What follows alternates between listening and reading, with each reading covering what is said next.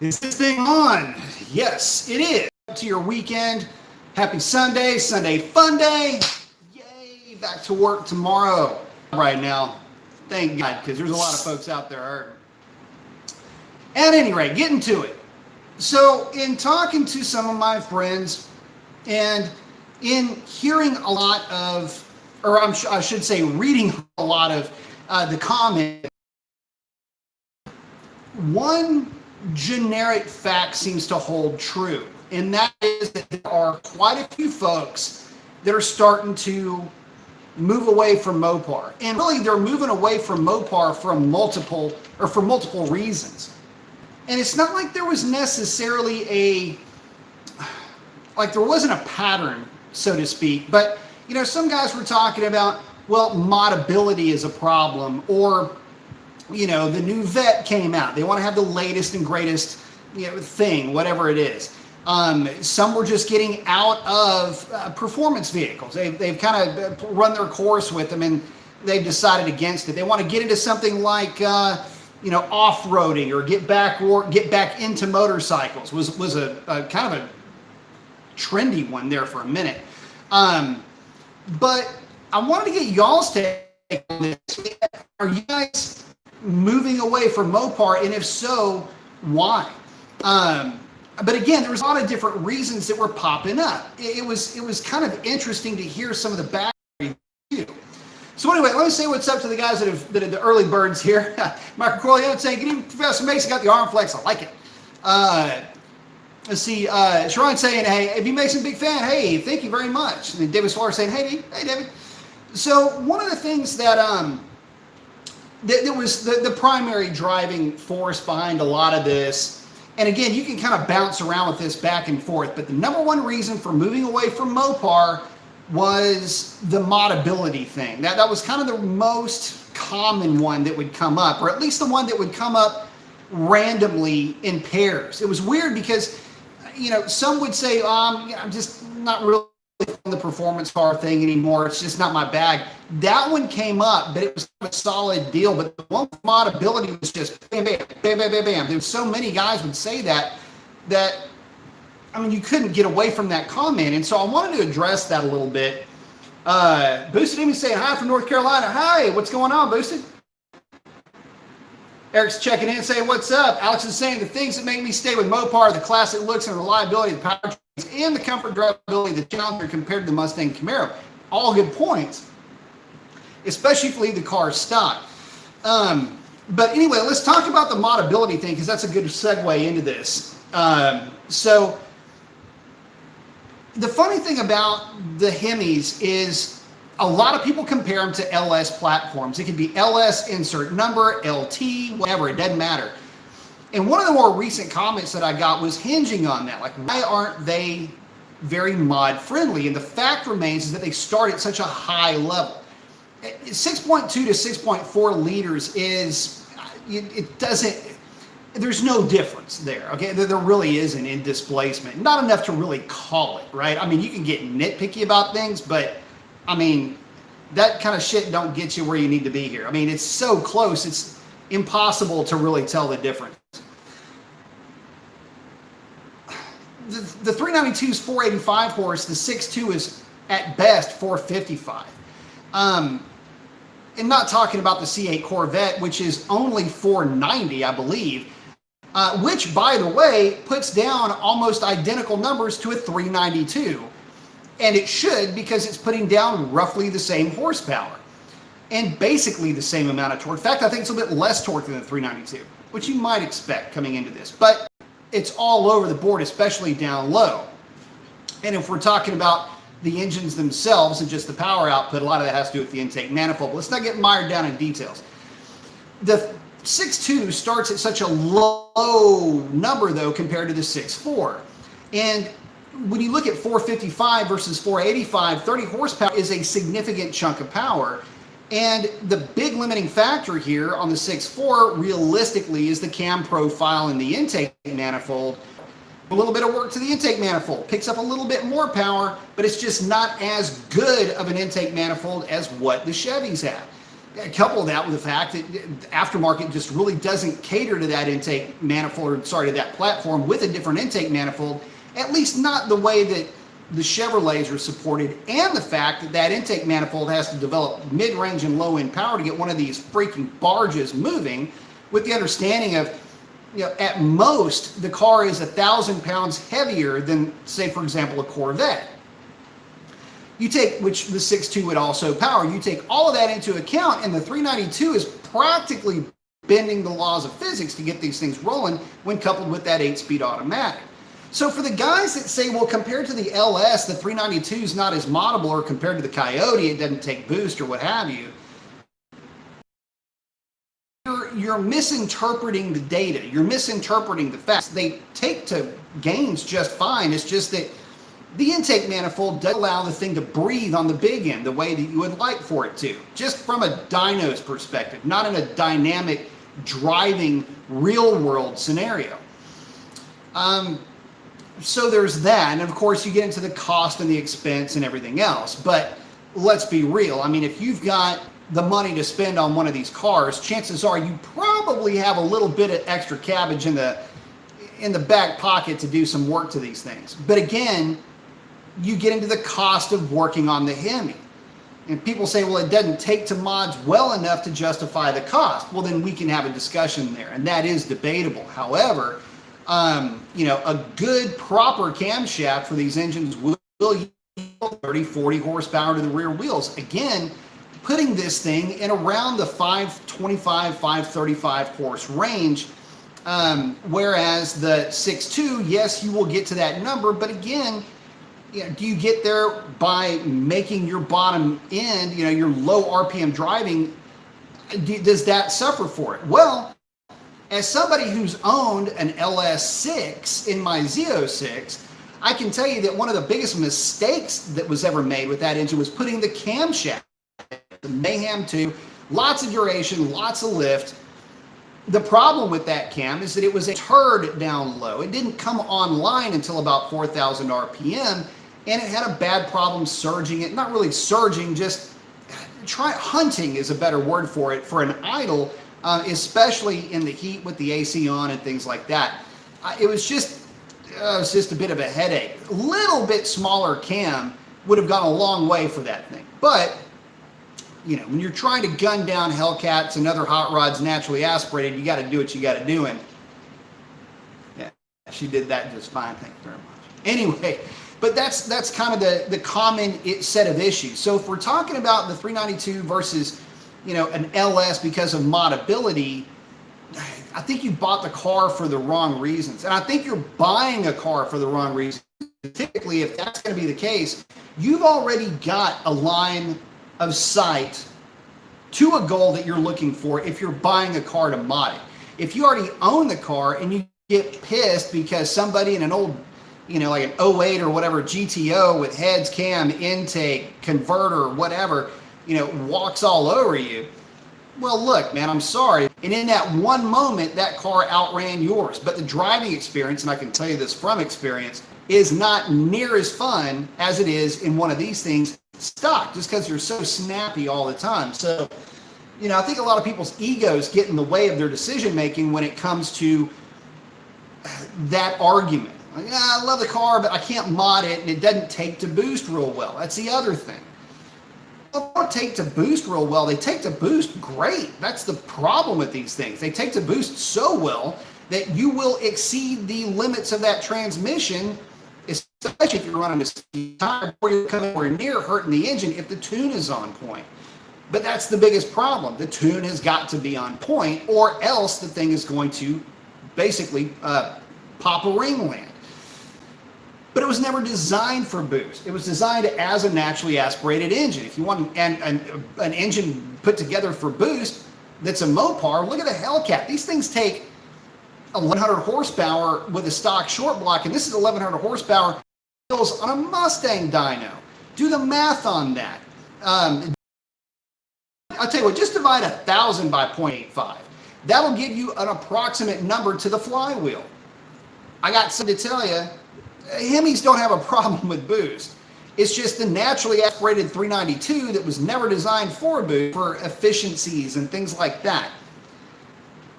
I get it. It's a difficult proposition when you start talking about boost and mods and all this other stuff. But anyway, enough about that, because that topic's been something that's been beat to death. But it's just funny how when the facts are misinterpreted the way that they seem to typically be, to bring somebody excuse me, back to reality is sometimes kind of a hard thing. And explaining why, the whys behind all this stuff is what's the most important. Explaining the why behind the facts. Let's just say, the shirt, you guys are, the shirt that says, I can explain it to you, but I can't understand it for you. That's really what comes into play. And to be honest with you, it doesn't really matter, because scoreboard in this game is all that matters, not understanding. And, I get it. Just throw boost at a Mustang, but we're going to get that here in just a second. Want to check in with Sean E. What's up, brother? Saying, appreciate the contribution to the cause, saying still with Mopar, but every year the LX platform gets a little bit more stale. FCA is on the edge of losing a lot of customers. It better improve soon. Yeah, I will agree with that 100%. But let's talk about, people say, okay, let's talk about them. We're just going to hang on this modability thing for just a minute, because I want to bring something into it, at least into focus here, okay, guys? Everybody talks about the Mustang being so moddable, and you throw boost at it and it runs nines. Sorta. Now, let me explain to you what really ends up happening, okay? So throw boost at it and it runs nines, maybe twice, maybe 8 times, maybe a baker's dozen, and then the transmission goes. Throw boost at it and it runs nines, etc. But something else lets go, oil pump gears break, or something else along the lines, as reliable in the 9-second range as a Hellcat. That's just how it is. The length of time, what does it cost to rebuild the transmission with upgraded internals? What did it cost for the oil pump gears to be upgraded? Have you ever seen that operation, by the way? Listen, if you've never seen that operation, I have, by the way. Not first, because I wasn't doing the mod, or I wasn't doing the work, but I was there at the shop basically watching this get done, counting labor hours. You should see what one of these Mustangs looks like with the whole front engine accessory drive, cam cover, a timing chain cover, basically everything filleted off the front of that car to get to that engine. It's not a pretty picture, and it's not cheap to do. And it's the one mod that you practically have to do, at least if you believe in what the internet says, before you really start turning any honest to God RPMs out of that engine. So take that for whatever it's worth. Throw in, the $3,000 or whatever, $4,000 for the trans, and the, $1,200, $1,500 for oil pump gears, whatever it's going to cost. And yeah, this thing starts to get real expensive really quickly. But I thought Mustangs just took to boost. Like, you just boost and they go fast. No, it could be further from the truth. And let's be real here. I mean, you've got to put an exhaust system on it. The exhaust system on the newer Mustangs chokes it down, especially with boost. So you start throwing money off of money with a side of money. And people say, oh, I've only got X number of dollars in that car. I holler horse shit every time I hear that, especially when it comes to the Mustangs, because I don't care what's in it now. Have you popped it yet? Because everybody who claims, oh, I've only got, 35 cents in a box of Newports into this car, it either hasn't blown up, or they're not counting the time that it did blow up and they had to throw basically their 401k at it. So anyway, let me check in with some of you guys real quick.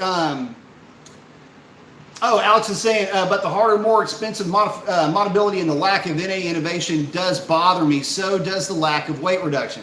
I think is really the overall value of where you're going, Alex. And man, I'm right there with you. It does kind of sting me a little bit too. Coda's checking in and said, hey, D, hope you're doing well. It's 6,500 RPM for a tuned Hellcat, a safe RPM, even with factory rods. I heard the rods are the weak point. The rods are not the weak point, man. Like I say, we've had these things you know, 1,000 horsepower, 900 horsepower to the rear wheels on the Mustang dyno. I wouldn't worry so much about the rods. 6,500 RPM, I don't think you need it. It depends on where you're at, though. I mean, you're saying do 6,500 for a tuned Hellcat. It's not that you're really going to be hurting it per se. I just would rather see something a little bit lower. I don't like turning these things above 6,400 RPM. Like from your point of view, if my finger is the line tracing a horsepower curve, if your horsepower curve comes up, over, and then flattens out like this, the minute you start to lay over on that horsepower curve, your torque curve is already falling. The farther that thing plateaus, the less torque you have. In other words, you're hemorrhaging torque to plateau a horsepower number. There's no need to turn it that high. In fact, you probably don't want to unless it is your top gear, the gear that you go through the traps at. At that point, you're fine. But going through the traps, no, I don't think you need it. This girl back here is run 1016, 1017, and 1019 with just a tick over factory RPM in the tune. So, you know, without letting the baby out with the bathwater, I can tell you that it's not 6,500 RPM. And again, you can turn them that hard, but it just doesn't. It's just not going to be there for you, I don't think.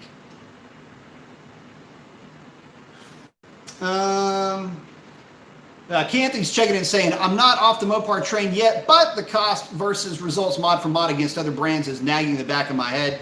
Yeah, it's kind of what we were talking about earlier, and it's kind of hard to get past the fact that a cam will pick up 70 horsepower on an LS until you realize the factory cam is tiny in that engine. So yeah, I mean, by comparison, it should pick up that much. And in fact, if the 392 that you have had that cam in it, it would make about 465, 468 horsepower. I don't even think it would make 470. But yeah, 455, or even if you go a little bit further back, the 435, the LS3, great engine. You know, if you were to put a smaller cam in the 6.4, you'd be, you know, just a little bit more powerful than that.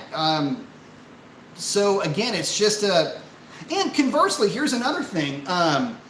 You know, look at the 6.1. The 6.1's got kind of an aggressive cam from the factory, but you can certainly improve upon that. The intake center line, or the lobe separation angle on that engine is only like 100, I think, if I remember correctly, it's like 116, 118.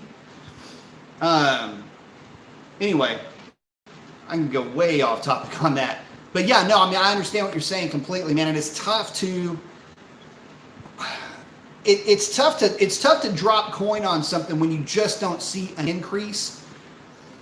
But I got to tell you, for the fitness, to say that it is fit for the use intended is about the highest compliment you can give the Mopar powertrains.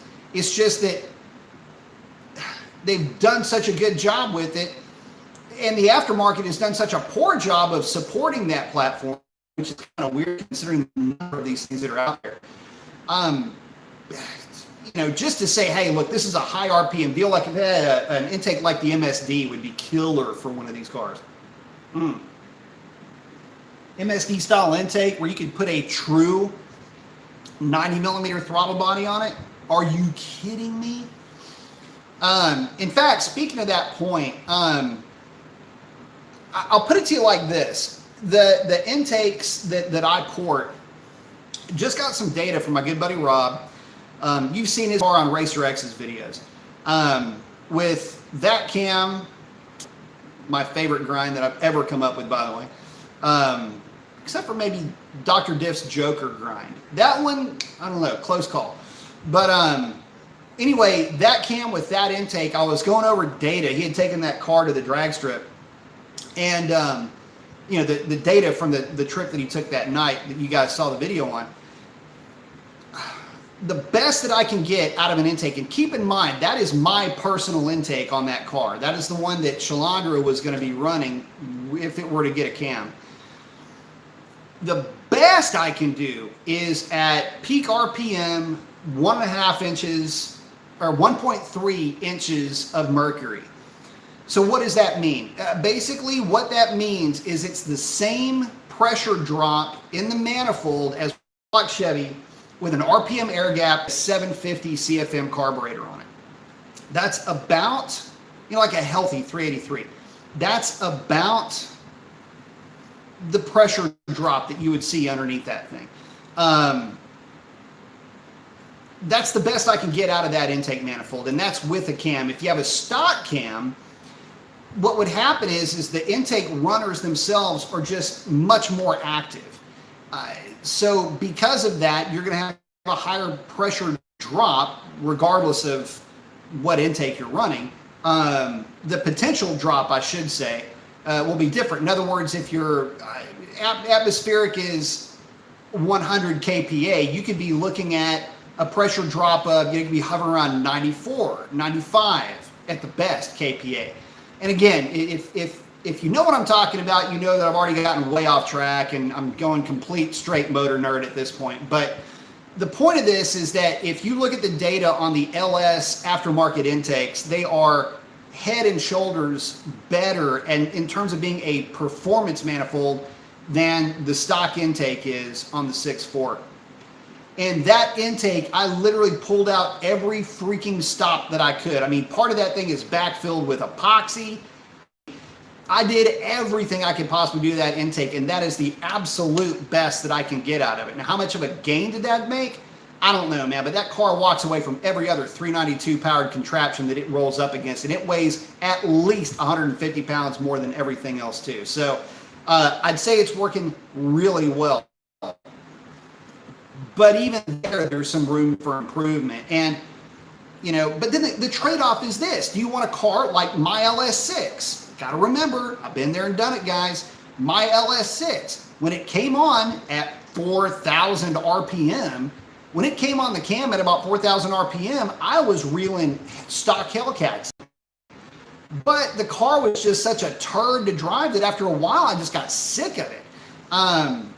Especially after test driving a car like my car, the 392 SRT Challenger. I test drove that, was we're done. This thing's a wrap. I didn't even care how fast that Vet was. At that point, the overall driving experience was something that I just wasn't actually wanting to be a part of anymore. So anyway, modability is a double-edged sword, guys, is where I'm trying to go with this. Yeah, the ability to pick up gobs of power with a cam and an intake and an exhaust and all that is, well, it's attractive. And as car guys, and of course we're all competitive, we want to be and maintain that competitive edge. But the other side of that is how much you have to give up with these cars, with the NA cars especially, what you have to give up to get that power. And it's just, because of the weight of these things, part of the other bit of the argument, by the way, but because of the weight, you lose so much acceleration down low that you might not be able to make up for it up top. Just saying. So anyway, let me get back to some of y'all's questions here. Scat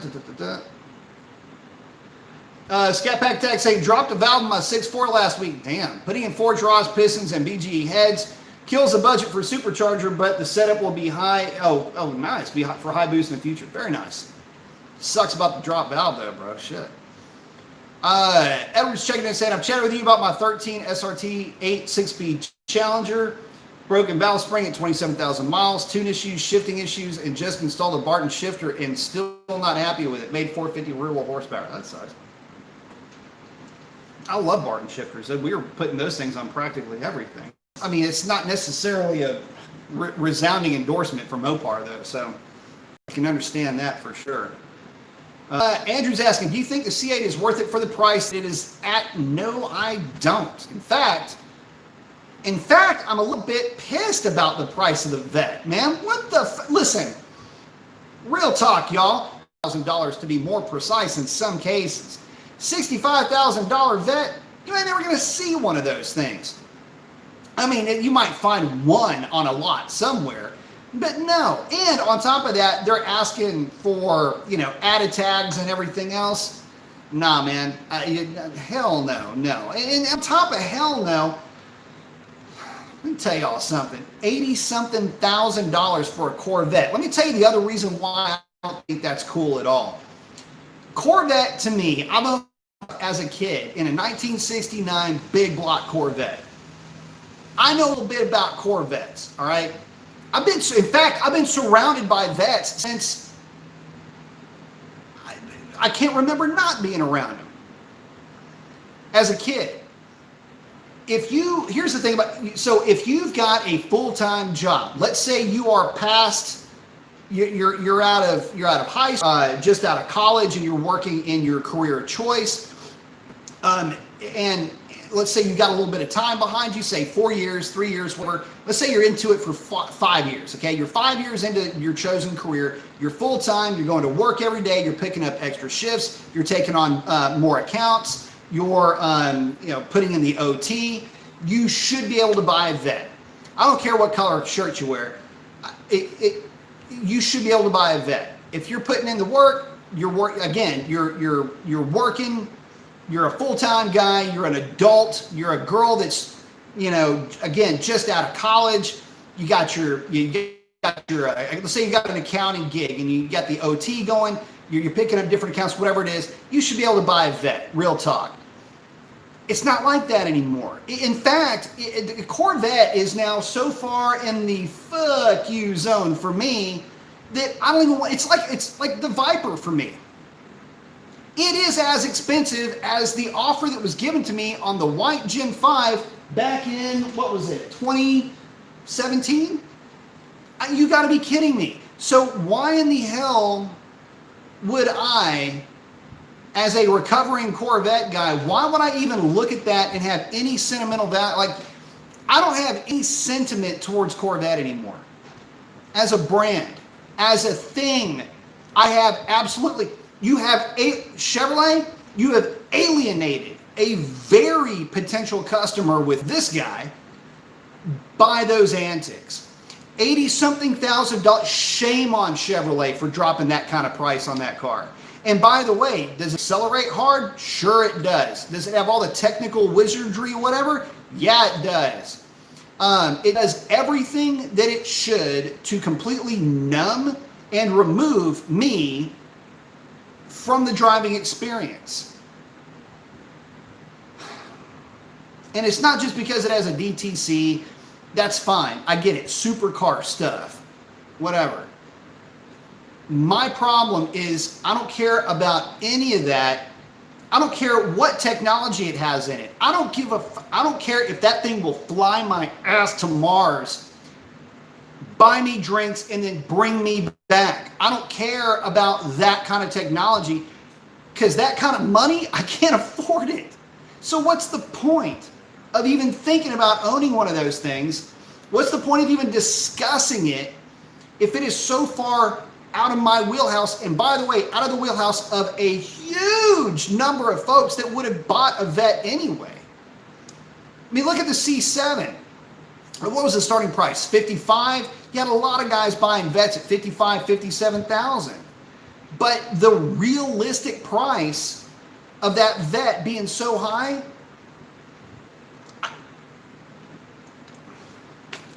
for me, at that price, you might as well be talking about McLarens. You might as well be talking about something stupid because I'm exactly as likely to buy one of those as I am one of the Corvettes. Just how it is. Shawnee, again, thanks, brother. Miss Blacktop saying I had a 19 Scat Pack, sold it and did a short-term lease because I didn't want to be upside down with the new products coming out. Dodge is flooding the markets with 392s, which is dropping trade-in values. I can understand that completely. You're doing that right now because they don't want to be upside down on a car, number one, and number two, because it's so hard to mod them, they're just not modding them. So they look at it and go, well, shit, given the fact that I don't want to own this thing forever, and, well, let's be real, I'm not going to modify this thing anywhere past, I don't know, nothing, like tires maybe. I get that, by the way. There's a lot of folks doing the lease thing. Um, let's see. Ever saying, I don't know, lost you here. Okay, knowing the issues they are, knowing the issues they have, I'm trying to get a 2020 Scat Challenger tomorrow. Hellraising purple with an auto. I also applied for a 16 black on black Challenger auto, Scat auto, just wanting to upgrade. Mopar, I hear that. Be a fun car either way you go. Speed Freak checking in said, hey B, not leaving Mopar, love my Hellcat, but wanting NA Z06 with my heads cam intake set up for a second vehicle. Your thoughts on them and any suggestions? Well, if you're talking about the NA Z06 like the C6, immediately have to get the heads pulled and do just valve seats, valve guides on that. But if you're doing heads cam and intake, it's going to come with the territory anyway. A lot of fun. Just be smart with your cam choice. Look, if you're talking C6, you can make a crazy amount of torque with that thing. But again, it's not cheap. And really, you'd be almost better off to get Grand Sport. Much less expensive, hot rodding the Ls6, which will make more than enough power, and it won't be anywhere near as expensive. But if you're really worked up over owning a Z06, then yeah, that Ls7 is nutty in terms of how much power you can make. I mean, like stupid power that you can make with that thing. But that being said, if you want to go C5, again, lots of fun. I mean, that's probably where the fun's at. Walk you through the list of mods. Barton Shifter, detent mod. From there, you're going to be looking at long tube headers, maybe a touched up intake. The Ls6 intakes are really good. Set of ported heads and a cam that's around, 230 and 240 with an intake center line of about 106 and about 113, 112 degree intake center line. Lobe separation. That's going to be kind of the hot ticket for that. Again, Veraram intake. The car would scream, and it would be pretty laid back too. But those were my suggestions. I mean, again, 427 cars. I'd probably go 230. I'd actually go probably something like a 232, 240. 2-ish, 236, 242. I wouldn't go really big on that cam. A lot of guys like to go real big on those things. They sound nasty and all. They make really good power, but again, they just turn into a turd. Don't get wrapped up in that horsepower number. In fact, if I can give you any suggestion at all, don't get worked up over the horsepower number. If somebody hands you a list, a menu per se, and you got cam A, B, D, okay, and it just gets more aggressive as it goes down, don't go to the very bottom of that page. That's where all your drivability problems are. Top of the page, again, not really your Goldilocks zone. Pick something between the two middle ones and you'll be in good shape. 19 Coyote saying clutch packs and oil pump gears. That's it. Hellcat running 9s.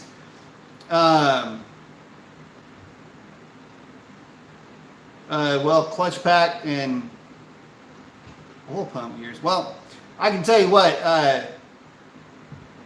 saying, okay, so let's start with springs and go from there. The thing is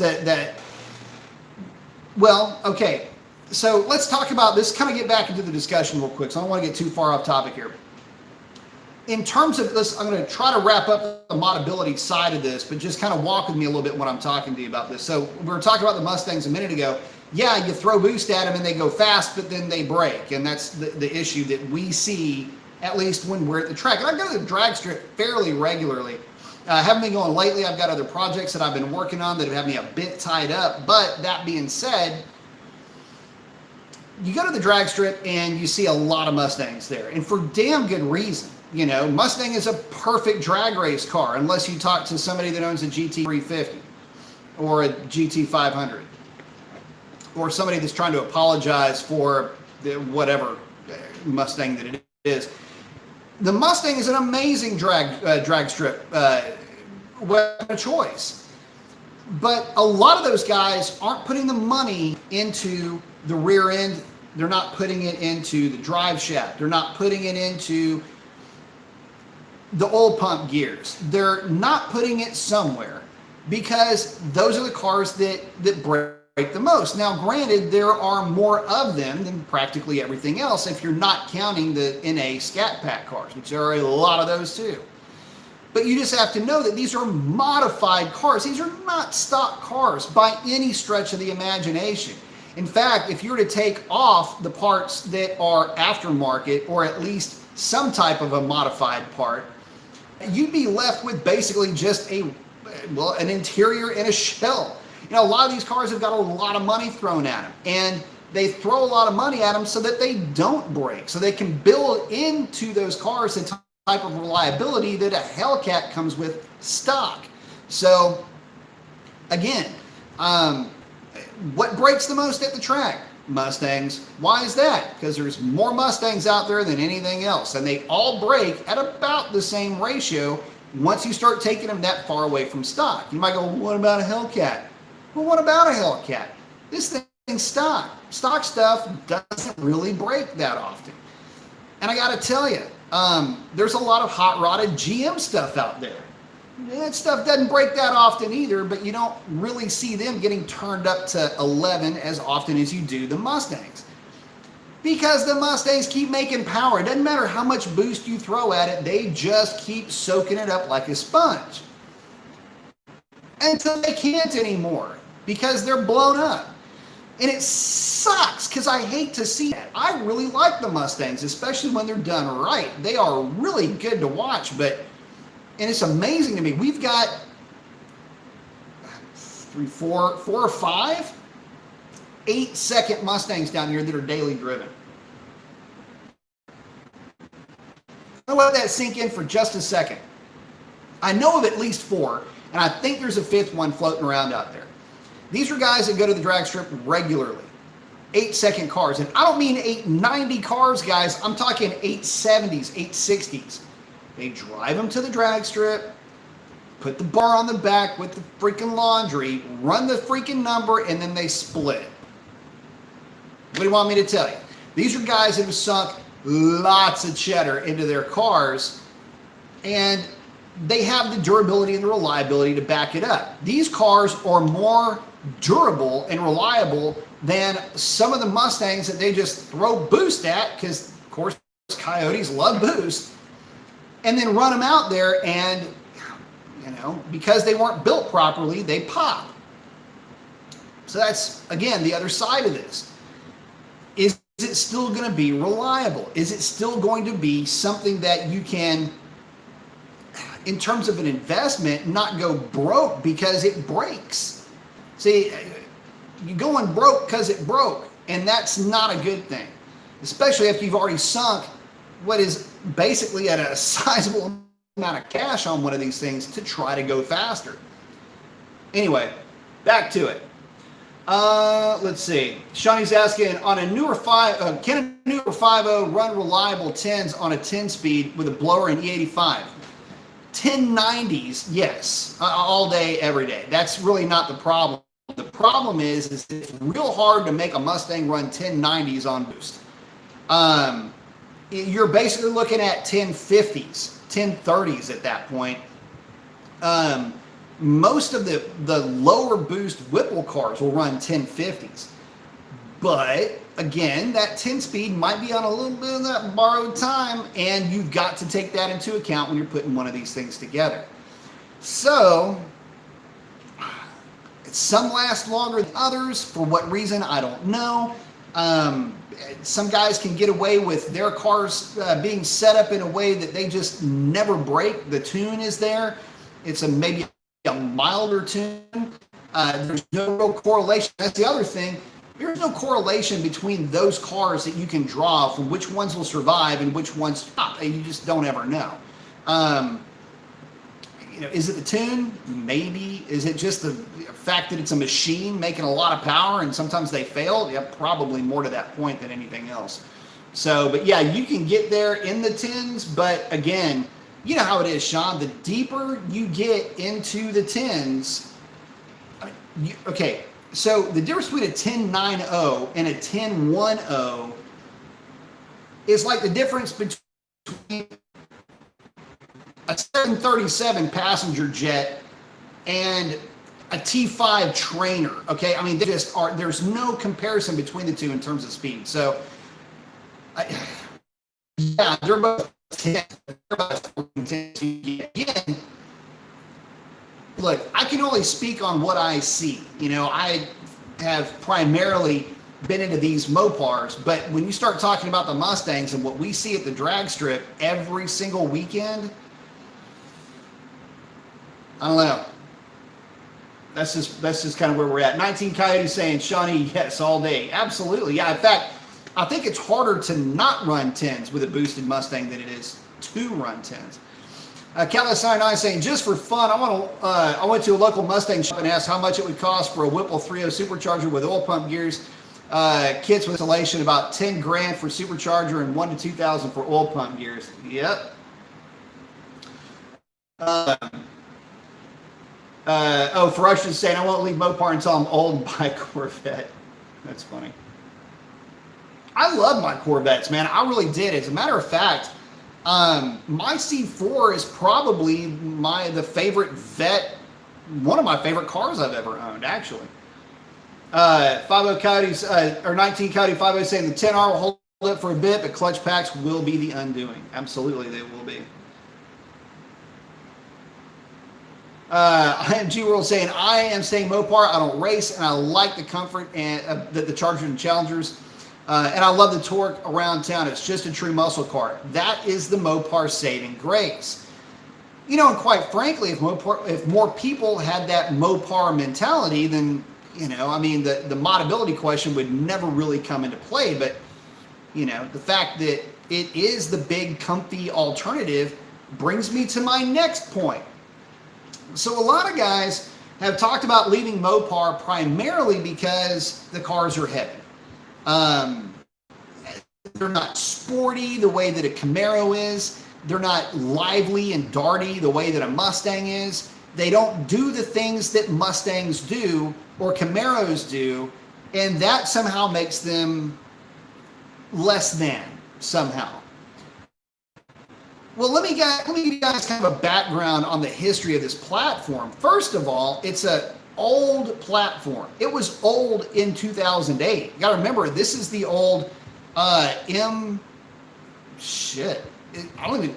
even think it's older than the M210 from Mercedes-Benz, which is basically what it was modeled after.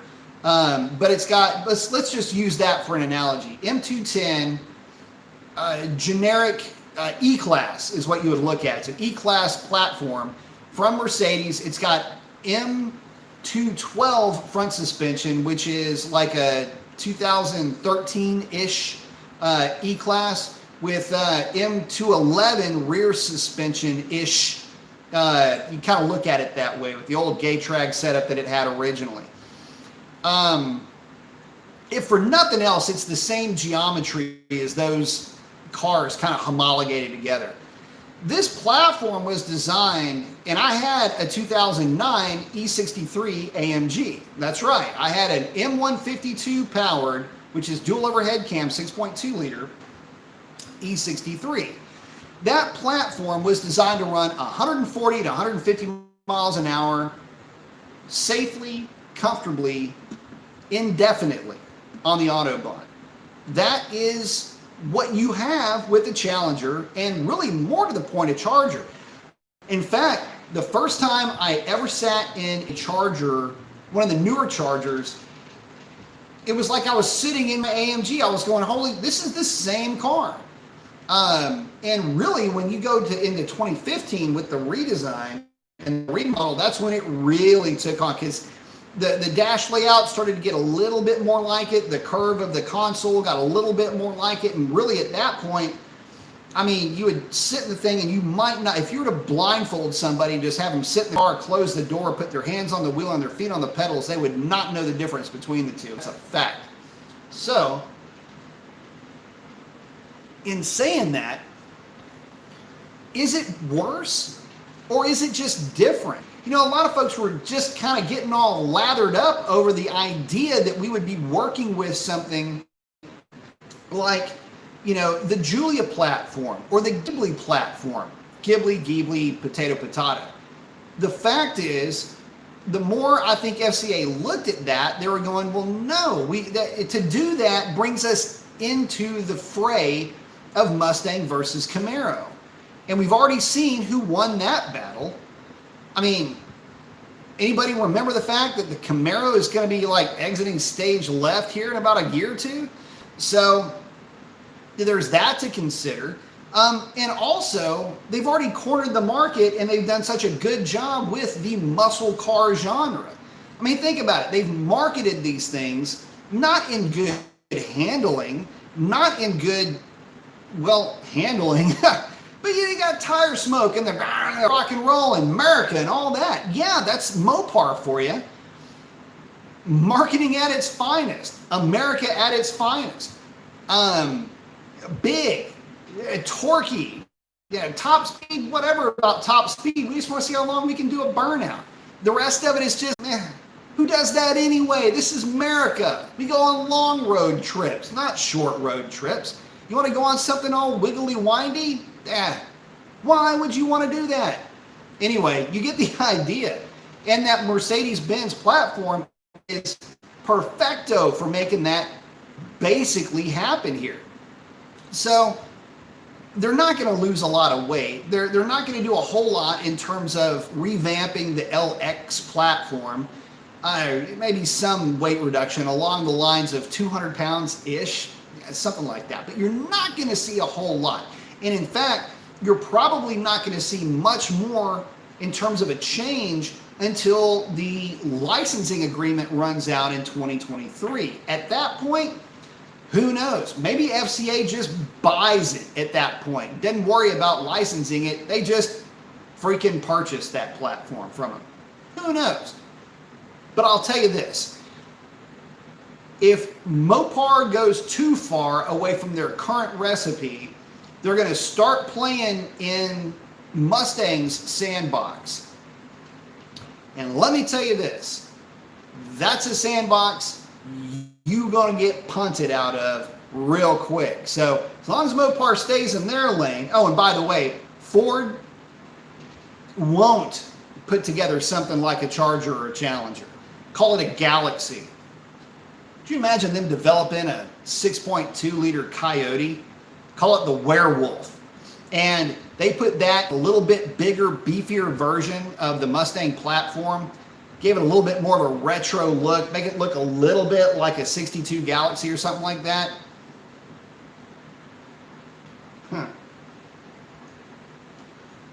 Yeah. Watch out. Anyway, you get the idea. Shawnee's saying the strength and the curse of the LX is the ride and the comfort. The Hellcat just doesn't even feel like it's moving much at 100 miles per hour. So the feels like factor is much different than a Mustang. That's kind of true. One of the things that I didn't like about the Mustang, and again, one of my favorite cars is the GT350 in terms of ergonomics. That car, I swear to you, was tailor-made to fit my ass and leg length. But one of the things that I noticed about it is the distinct lack of torque. Like the GT350 had 430 gears. That would be, oh my God, could you imagine, right? 410s even, something more than 373s because of the RPM.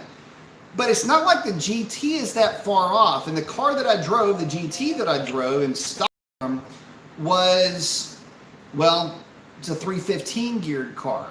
10-speed automatic. And by the way, they sound amazing. But it was a 10-speed automatic car at 315 gears.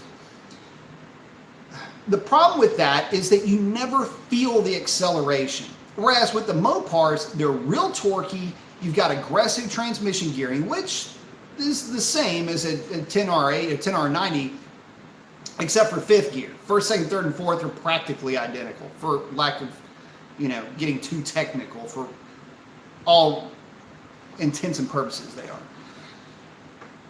But the problem with that car is that it was accelerating. It just, you never felt like it was accelerating. It was accelerating, but it was the same rate, in much the same way that when you go to take a ride in an airplane, like you're going for a ride in a 737, you feel the acceleration, and it's accelerating pretty good, but it's accelerating for so long that you never realize that you're doing 150 when the thing leaves terra firma. It's the same thing with the Mustang, and that is the frustrating part of it, is that I wanted to be like, wow, with the Mustang. But the reality is that, yes, it was accelerating, and it accelerated at that lower, the G-force that pushes you in the chair, that really drives you back into that seat. It was a lower force, but it just kept doing it for long. Like, I wanted it to be exciting. It wasn't. I was a little bit bummed out by that, by the way. Yeah, thank you very much, Catalyst. Appreciate the contribution to the cause. Saying in this Helion Turbo video on the second pull, they run 700 rear wheel horsepower at 8 psi, all stock internals. Isn't this dangerous? Oh, I think he's talking about the Helion kits. If that's the one that I'm thinking of, and thank you for the contribution, brother. If that's the one that I'm thinking of, that's the one that they've been pushing. I'm not going to say, look, I'll tell you this. If you had a manual transmission car, I would probably say no.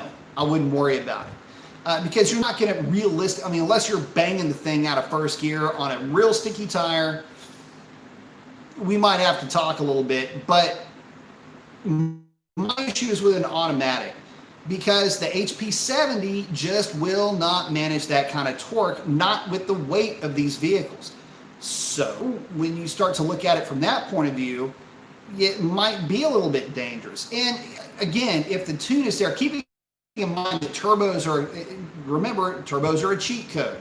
So with the turbo, you're going to see a much larger number. I mean, there's so much more efficient than supercharging. My concern at that point, again, fueling, I would keep timing down, make sure you're running about, we're really talking about fuel quality here more than anything else, but keep that AFR down around a measured, 1150, somewhere around 1150. Considering the compression ratio of that engine, I'd want a little bit of cooling, 1150, 1120 on the rich side, but yeah, you'd want the extra cooling. I think you'd be okay. Again, just be conservative enough with the timing. You'd be fine, but I wouldn't necessarily, take the thing on, to Silver State, to where you're just, or to Bonneville, in other words, where you're just wide open with it all the time. Unless, throughout the process of this, you pull the engine apart, open up the ring gap to about 27, 28 thousandths on the top and bottom ring, on your compression and your middle ring, then you could probably get away with it and really not have anything to worry about except for that transmission. So again, got a spider dangling off of my rig here. Don't get me. But again, I just want to caution that it's more the transmission at that point, especially with the turbo, than the engine itself. The reason why I say especially with the turbo is that you're not going to have harmonics issues with the turbo. You're not going to have, basically, again, turbos are cheat codes, with the only big issue being that turbo lag. So, just be careful with that. But again, man, thank you very much for the contribution there. And the other side of that question is all stock internals. Well, does all stock internals mean stock ring gap? I guess that's the question that I have here, because technically they're stock rings, but they might be opened up. And if that's the case, then I would like for somebody to at least disclose that. But could you get away with it? Yeah, just 91 octane would be a little bit suspect at that cylinder pressure. Hang on. I think probably landed on my head. Sorry. Yeah. Let's see. Hey, number of viewers that we had. Nice. All right, let me get back over here. Getting back down to, let's see. Rep Almighty said, I agree, aftermarket support for Ford and Chevy is insane. Here in California, I come to a shop and ask about Dodge aftermarket parts, and they act as if I'm speaking Chinese. No one works on them here. Again, there's no aftermarket support for those cars. Honestly, you know, I don't know why that is. I mean, okay, so I do kind of know why that is. First of all, if there was an aftermarket intake manifold that worked in the way that like the MSD Atomic worked, or, you know, the FAST worked for the LS platform, they would make it. But the problem is they don't. You might go, why is that? Well, first of all, it wouldn't work with the stock cam profile. It would push power out for sure. It would kill power down low, which is terrible when you've got this much weight that you're working with. The other thing is that you have to pair that intake manifold with a camshaft. What kind of camshaft do you want? Well, problem is the valve train on these things, you got valves that are this freaking big around, and you got kind of funky valve train geometry, and it's stuff, the valves are heavy. You got to have a lot of spring pressure to control all of that. That's why I don't understand NSR camshafts, but whatever with that. So you get into this, it's almost like a feedback loop where I don't have enough intake manifold to make top end power, but if I put an intake manifold on it to make top end power, and I know I'm going to lose power down low, but I need a camshaft to make big power up top, and then I'm really going to lose power down low because that intake manifold is not going to be variable runner the way that my stock intake manifold is. And again, you start getting wrapped up into this thing. That's why the aftermarket just kind of goes, oh, I don't want anything to do with that. It's because of the weight of the car. Let's be real. If this thing weighed 600 pounds less, it would make sense. I mean, who cares about a little bit of torque down low? You can just throw more gear at it. Oh, damn. But the problem is that nobody makes a serviceable rear end for it. When the real gear ratio for a 392 with the HP 70 or HP 90, it doesn't matter if you're to do a transmission swap, which you can do now, but the ratios are the same. And the reality is that those ratios with the 309 gear are not ideal. You need a 327 or a 331 to really make it work. So you need a 331 gear.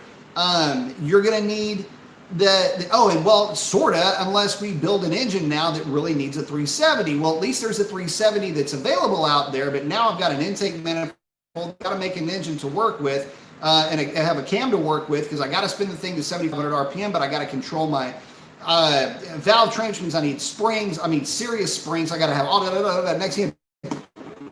Okay. It's the same thing you got to go through with the LS stuff. So people have already done that. And the reality is that unless you can cut weight in every way, shape, and form, you're going to be running into the problem of having an engine that doesn't want to idle, that has to drag 4,200 pounds from a dead stop to some mile an hour that you consider to be fast.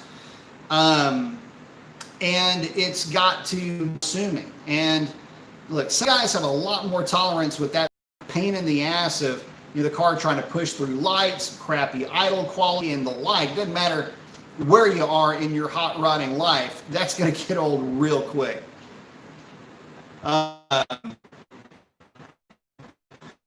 Somebody checking in saying, what up, Professor Mason? Got the fist bump. Like, the 6.1 water pump died this week. Oh man, that sucks. The car got into the mid two and other items. I've seen them go 240, 250 and not have any issues. So I doubt you're going to have any problems with it. If she caught it, like as she looked down and went, oh man, that sucks, I don't think you're going to have too much of an issue there. I mean, I've had cars that ran hot all the time, and different vehicles, obviously, not these things, but you know, those numbers don't really bother me. Yeah, high mid would, like 260, 270, I'd say something's probably gotten pretty well jacked up, but possibly anyway. But mid twos, probably not that bad. Just depends on how long it was at that number.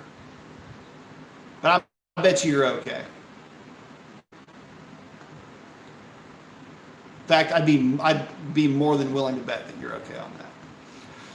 Edward Schaefer saying, I want a Hellcat Challenger so bad, but can't get approved for one. Is there any way to get around the warranty with a tune? No, there is not. Will doing the Demon Killer Springs and BMR trailing arms void it too? BMR trailing arms, probably not. That would be pretty difficult to show that would cause any reason for something to break, provided that it wasn't an A-arm or something that broke, which isn't going to break, so I wouldn't worry about that. Demon Killer Springs, I don't think that would necessarily void anything, although I'm not really sure.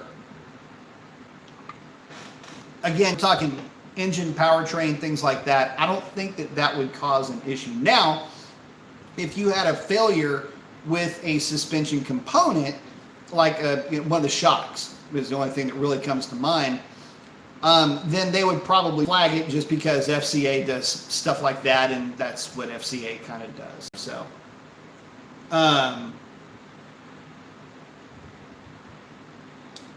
let's see. Hang on just a second. White Knuckle checking in. Man, I appreciate that. Saying, what's going on? Mr. Mace got 2 fist bump. I like it. Saying, glad to see you on, answering questions tonight. Thank you very much, man. I appreciate the support, brother. I really do. Thank you so very much. Let me know if you've got any questions, brother. I'll try to answer them as best I can. But thank you very much. Joshua's asking, hey, what's up, B? I got a recall to replace the cats on my 2016 Challenger Hellcat. What's your advice? How do I dance around this? I'm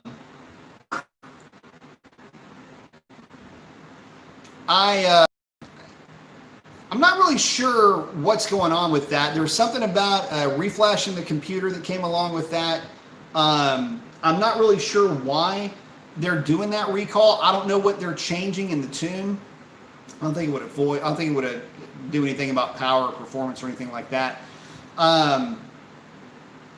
I mean, you get a free set of catalytic converters out of the deal. So if you're not planning on modding the car's not modded already, I say go ahead and knock it out and go for it. Obviously, if you've already got mods done to the car and you've already got a tune on the car, then it's probably, well, that's going to be your call on that.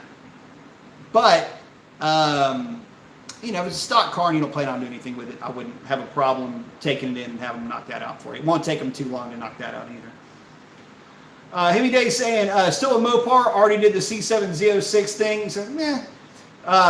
Well, you know, so here's the thing with that. You get a lot of guys going from Corvette to Mopar. Here's the funny thing. It's the vet guys going to Mopar that might surprise you. I mean, you got a lot of Ford guys that come over to Mopar because, you know, Mopar represents the yin to the Mustang's yang. I mean, it's a polar opposite in terms of driving experience. Lots of torque versus no torque down low. Doesn't really carry power up top, but kind of doesn't have to because you got 8 speeds.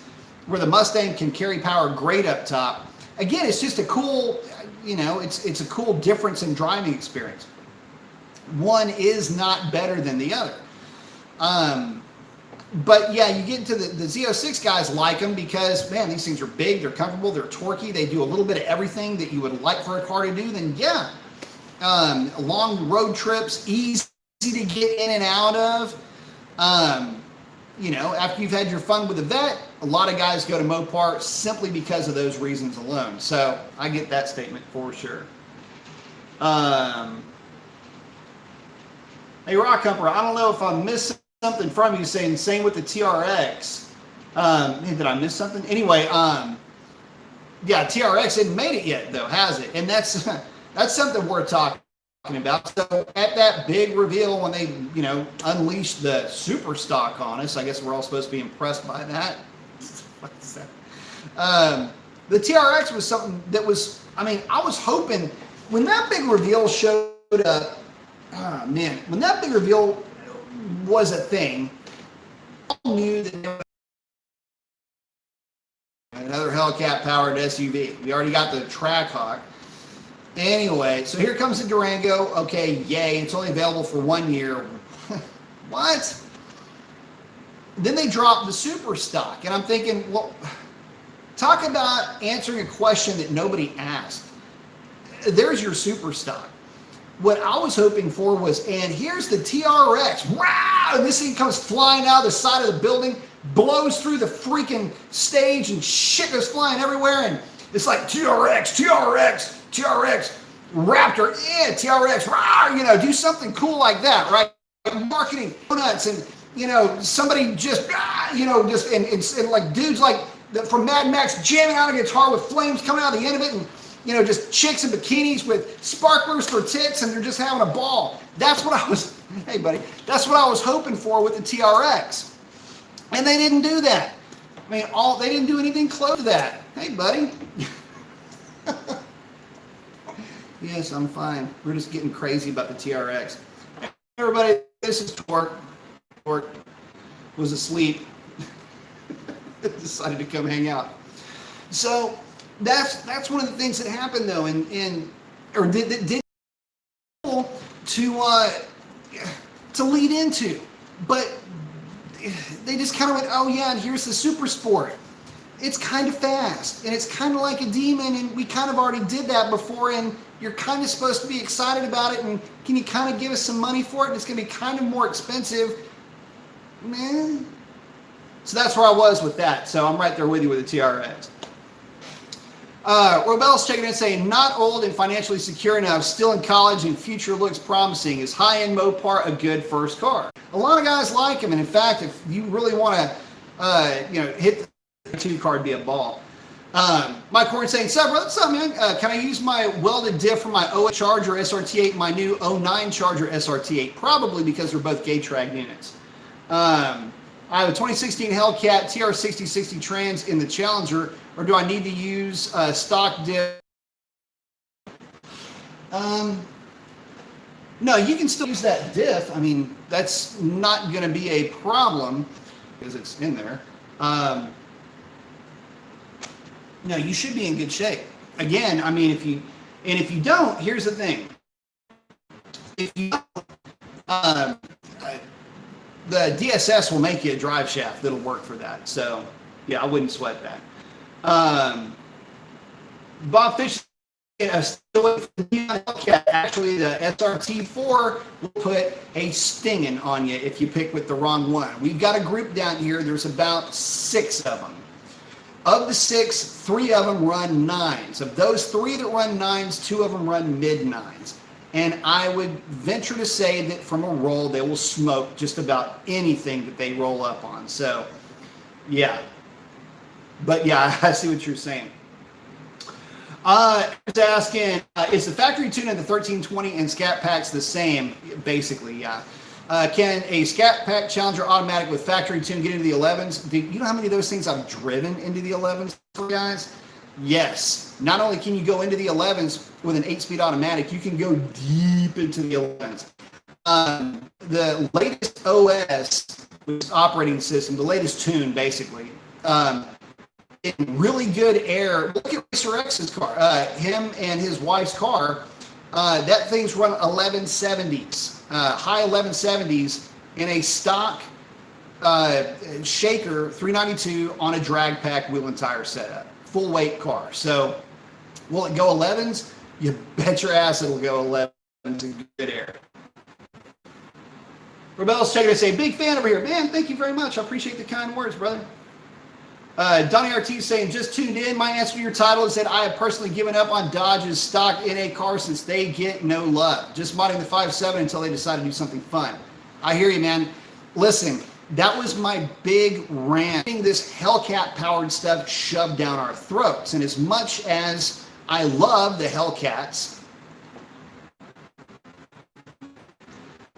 what the fuck kind of dragonfly is that? Anyway, as much as I love the Hellcats, I started off NA, and I love the NA platform. As a matter of fact, I'm kind of a huge supporter, big fan, big flag waver for the NA cars. But because there's no direct connection anymore with Mopar, and because there's no aftermarket support for Mopar, either with intake level, as they say in corporate speak, because there's not enough of that, guys get a little bit I don't know, disenchanted, which I can completely understand. But again, like we were talking about earlier, it's not without reason. Jay's checking in saying, what up, B? Got my Cam Nag 157 Hemi in the shop, upgraded to a Gatrag 226 rear end. Very nice with 373 gears. He's talking about the millimeter size of the gears there. Can't wait to get it out of the shop and see how it does. Bro, you're going to freaking love it. You're going to wish that you'd have done that first, like right off the bat. What the fuck was that? Bottle fell. No, you're going to wish you'd have done that right out of the bat. That is going to be a fun car. Then I do some things in the tune, add a little bit of driver command torque, things like that to make it back, make up for some things. Anyway, you'll be in good shape. You're going to love it. Let's see. Vortex checking in saying, came back to Mopar. Not having rear-wheel drive car in the 80s, 90s made me go to Mustangs, but now I'm back. I would say I really never left. Well, and see, that's the thing. That's where a lot of us come from. A lot of us come from a place where we didn't have a Mopar. In fact, if you are of a certain age where you were maybe growing up, not necessarily growing up, but I'm talking about if you were coming into this lifestyle, I should say, when you actually were old enough to have a job and enough money to buy these parts and enough of a sphere of friends and folks that could influence you to have you have the knowledge that you would have. Anyway, if you were around, say, 20 years old in 1990, you would have been part of that group, you know, around that age, you know, teenager to maybe 30 years old in 1990, even there. You would just be outside or in the range of the folks that you didn't have a car to call your own. You didn't have your own Mopar because everything happened before you. And also finding a car that would be suitable for modification or what have you would have been, all of that action would have taken before you had a chance to be a part of that. So all we had was the Mopars. I mean, all we had was Ford. We had no Mopar stuff, or we had Chevrolet stuff. So for a lot of the Ford guys that wanted to the point where you wouldn't want it all of that had already taken place. The newer Fords were, I don't know, they're easy to work on. Fox body was the thing. And the absolute, complete, and total darling of the aftermarket, then at that point, yeah, it made sense to go with Ford and not even to look back at anything Dodge powered. In fact, a lot of folks kind of forgot about Dodge. I mean, even into the mid-90s with the Vipers, nobody really thought about Vipers. Nobody thought about Dodge. It was a non-existent thing. And yeah, you had some cars like the Conquest or very young version. I caught a third gear scratch. I don't know, it's the shit you remember. But you got, you know, you had cars like that, but leading up to that gray import that it was, you had the Daytona and the GLH and things like that, but they were all front engine. And then like in the mid 70s, you had cars like the Aspen, which was kind of a smaller Nova-ish sized car. You know, Satellite would have kind of been B-body with a little bit before that. But anyway, long story short, you didn't really have anything to work with. Not like a Mustang and certainly not like a Camaro. So you get a lot of those guys that are coming into the conversation finally, again, with Mopar. They had that conversation before and they're just not getting back into it. So I get it. I'm just kind of rambling on here. Sambo saying, what up, B? What up, Sambo? Shane saying, as far as I see, I'll stay Mopar, but I want them all. Different types of excitements and feelings for all brands. True that. And again, it's just whichever direction, you know, it's just, you know, you like vanilla ice cream, you like chocolate ice cream, you got straw, whatever you like, man. There's only about 3 flavors, but they're all pretty good. Vortex said, I just took a break on owning, but still went to a car show and still told everyone I was a Mopar guy. I couldn't see driving a 60s, 70s car every day and taking trips in it. Well, as somebody who's working on an early 70s GMC, I can tell you it's got its perks, but they're limited. And most of its perks are basically acquired tastes. So, yeah, just kind of getting around to that.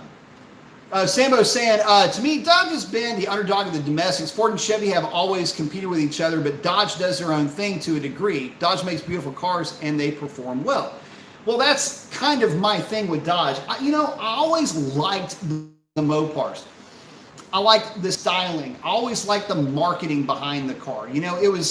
It wasn't just the car, it was kind of a lifestyle that you were buying into in much the same way that Mopar does. The story is 100% fiction, contrived, and everything else.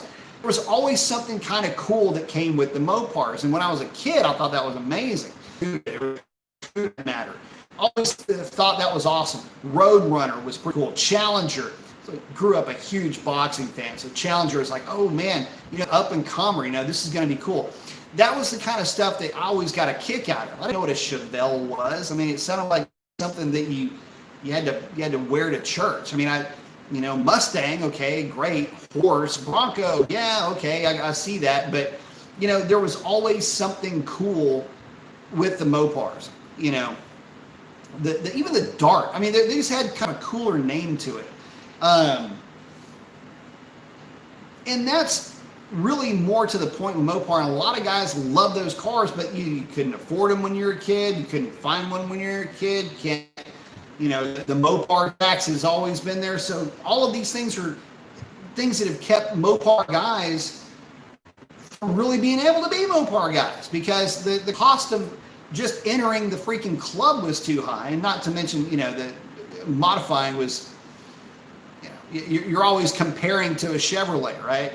Anyway, but a lot of fun, great cars, really nice styling, but awesome interiors. And that's really what got me about Mopar, was the interiors were so good by comparison. And that means something. Does it mean the cars will be a little bit heavier? Yeah, maybe. But look, I'll take, I'll shave a couple of tenths off if I get the interior like the inside of a Roadrunner with the console. I mean, dude, that's just a good looking car. So anyway, getting back to it. 797 saying Mopars are great street strip cars, but if you want a dedicated drag car, I would want a lighter LS twin turbo powered car. Okay, well, that is true. But see, look at where that statement just went. I'm going to unpack this a little bit, because this is kind of how this works out. Mopars are great street and strip cars. We want a dedicated drag car. I'd want a lighter LS. Okay, so yeah, or anything LS twin turbo.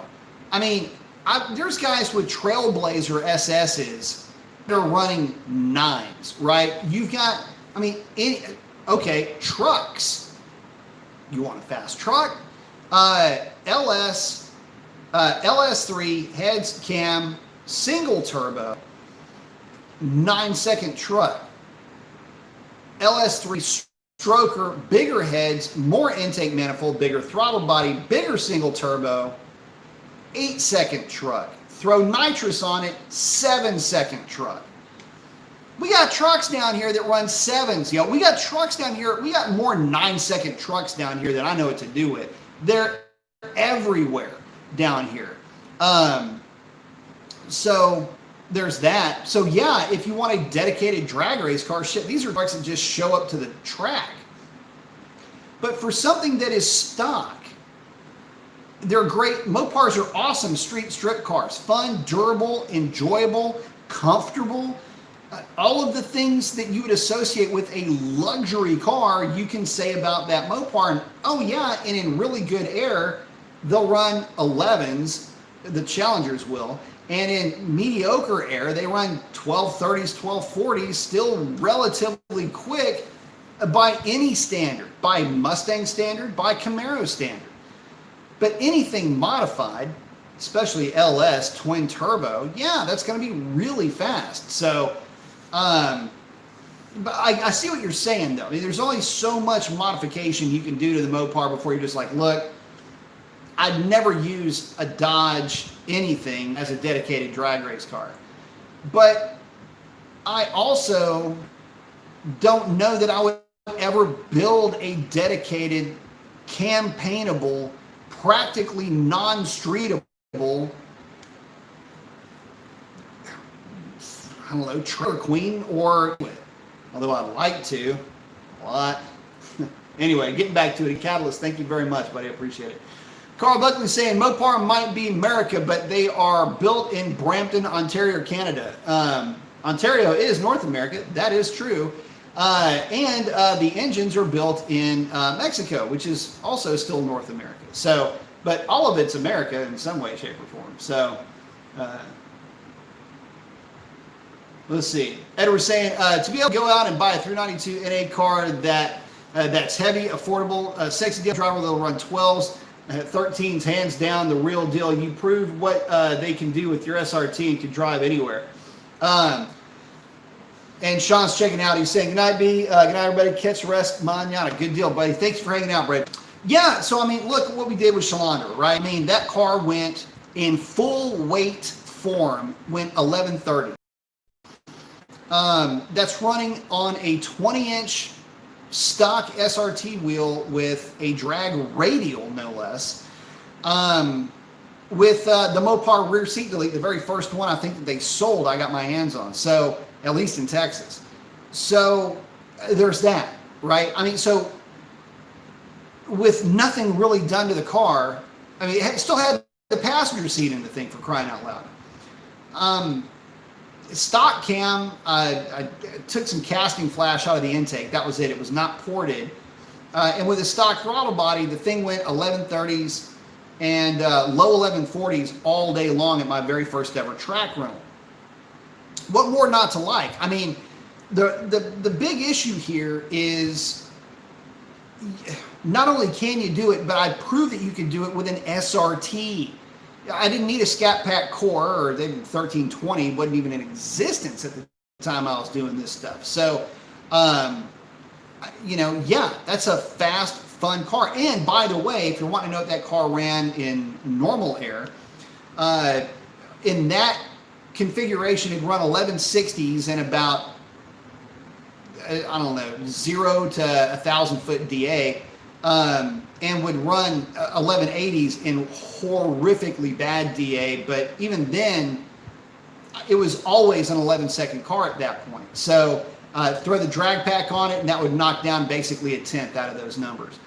So yeah, I mean, it was not only a solid 11-second car, but it was always running 11s. And in fact, so much so that, I mean, I could tell you within, I mean, I should have just bracket raced the car. That thing would have been amazing at that because it was so consistent. So, but yeah, you're right. I mean, we take that thing on road trips, drag racing it, goofing around, playing around with it, did everything with that car. White HU37 saying Mopar owners are very loyal to the brand, lock PCMs, the voiding of warranties for frivolous reasons. Yeah, it's true on that. And the Mopar tax aren't enough to dissuade them. It's Mopar, no car for many owners. Very true, but to a certain point though, and near as the next roll race that they get into with somebody. So, but for those that are Mopar or no car, they're living in some pretty good times right now. And I wouldn't say that we're living in the golden era of muscle, but we're living in a pretty strong era for Mopar muscle. I mean, just look at what all you do have to choose from. And as much as I lament the fact that there's not enough support for the NA guys, at least they're throwing 392s and everything also, except for the truck, which I don't get. What in the look, Ram, of all the platforms you could put a 392 into, how the hell is it not in a truck? They made the RT trucks short, which is the 400 horse truck Hemi 5.7, 392 gear, and it scoots. It hauls ass. Fantastic. What they didn't put the 392 cubic inch engine in a truck, in a half-ton truck. How do you not put it in that thing? That should have been the first thing you put it into. Like the very first thing. What are we going to put this engine into, Mike? I don't know, Carl. What will we do? Ah, the truck.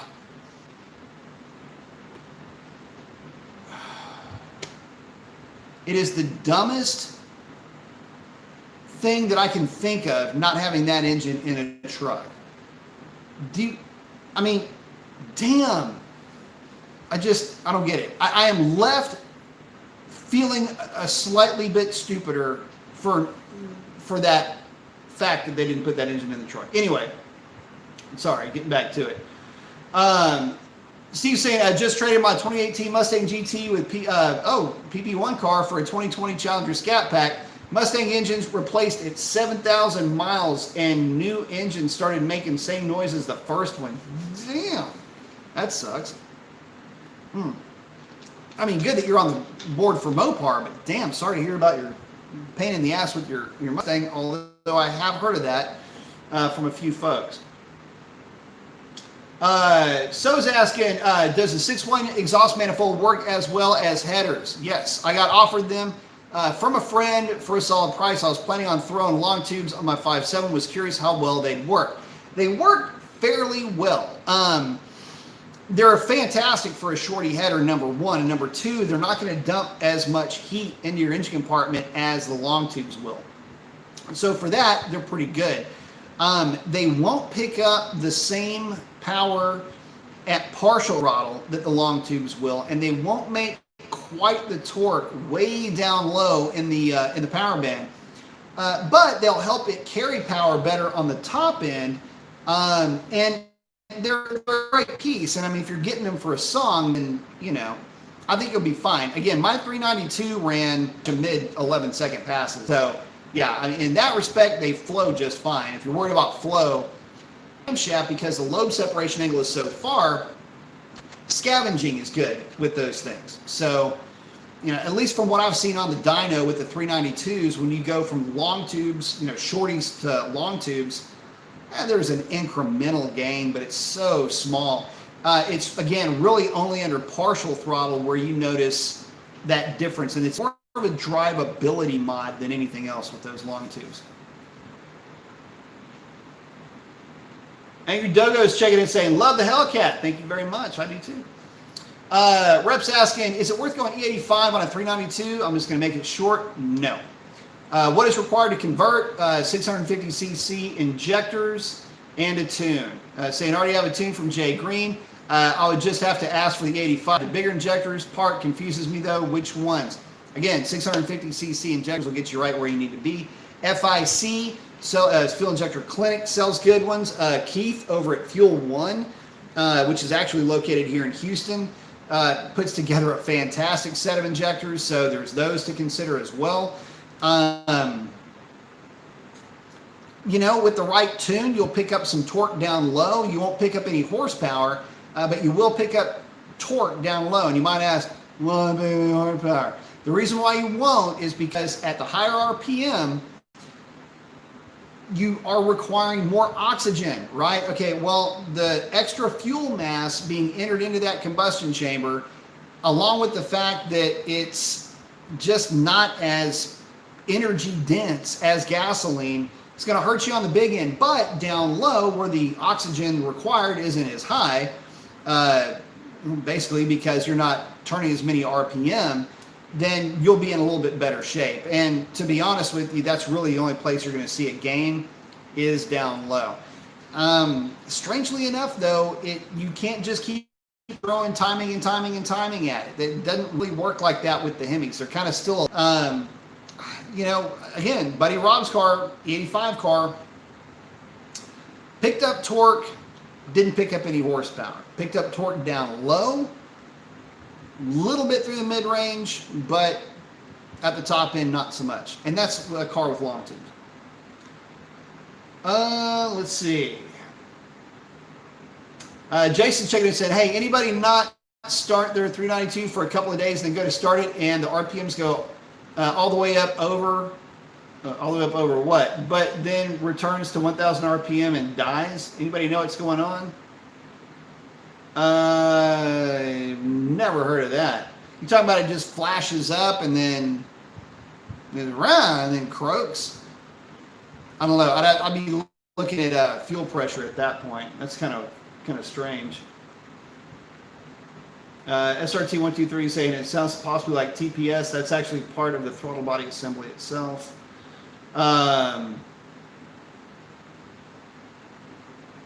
That's weird. I'd have to, it's almost like you'd have to have a scan tool on it to find out what it's seeing at that point. Lalo's asking, what do you think about throttle response controllers such as Pedal Commander? I love Pedal Commanders.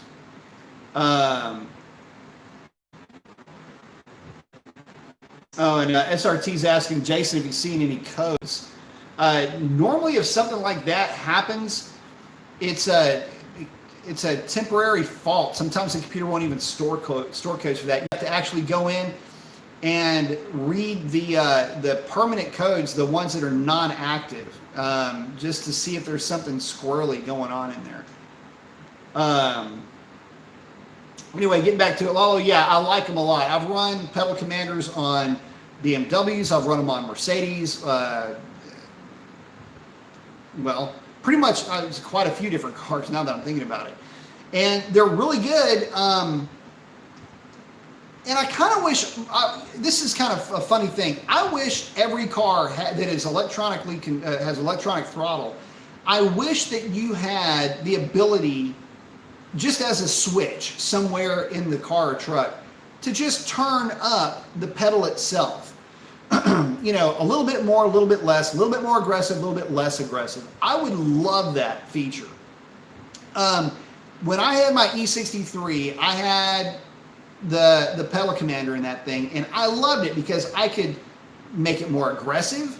If I wanted it to be more aggressive, I could chill it out. If I wanted to chill it out, especially if I was on a road trip or something like that, just chill it out to where the throttle curve was such that it just wasn't as responsive, because it's kind of nice.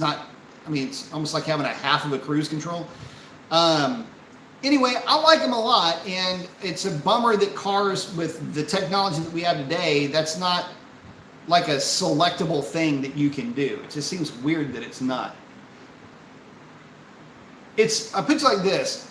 It's kind of like having sport, what you would maybe think of as track mode or street or chill mode.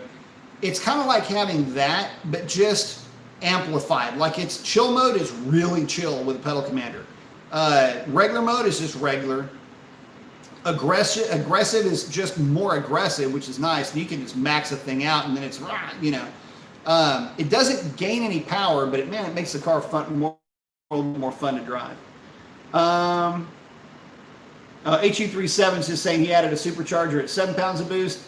Just like all of us, went to 9 and he's considering going to 11. And Tox is going kaboom. Ned saying, got my Scappa Challenger Friday, 6-speed shaker. Dynamic package. Frostbite, one of my favorite colors. 300 miles into the break-in. My God, can't stay. Gotta work. Yeah.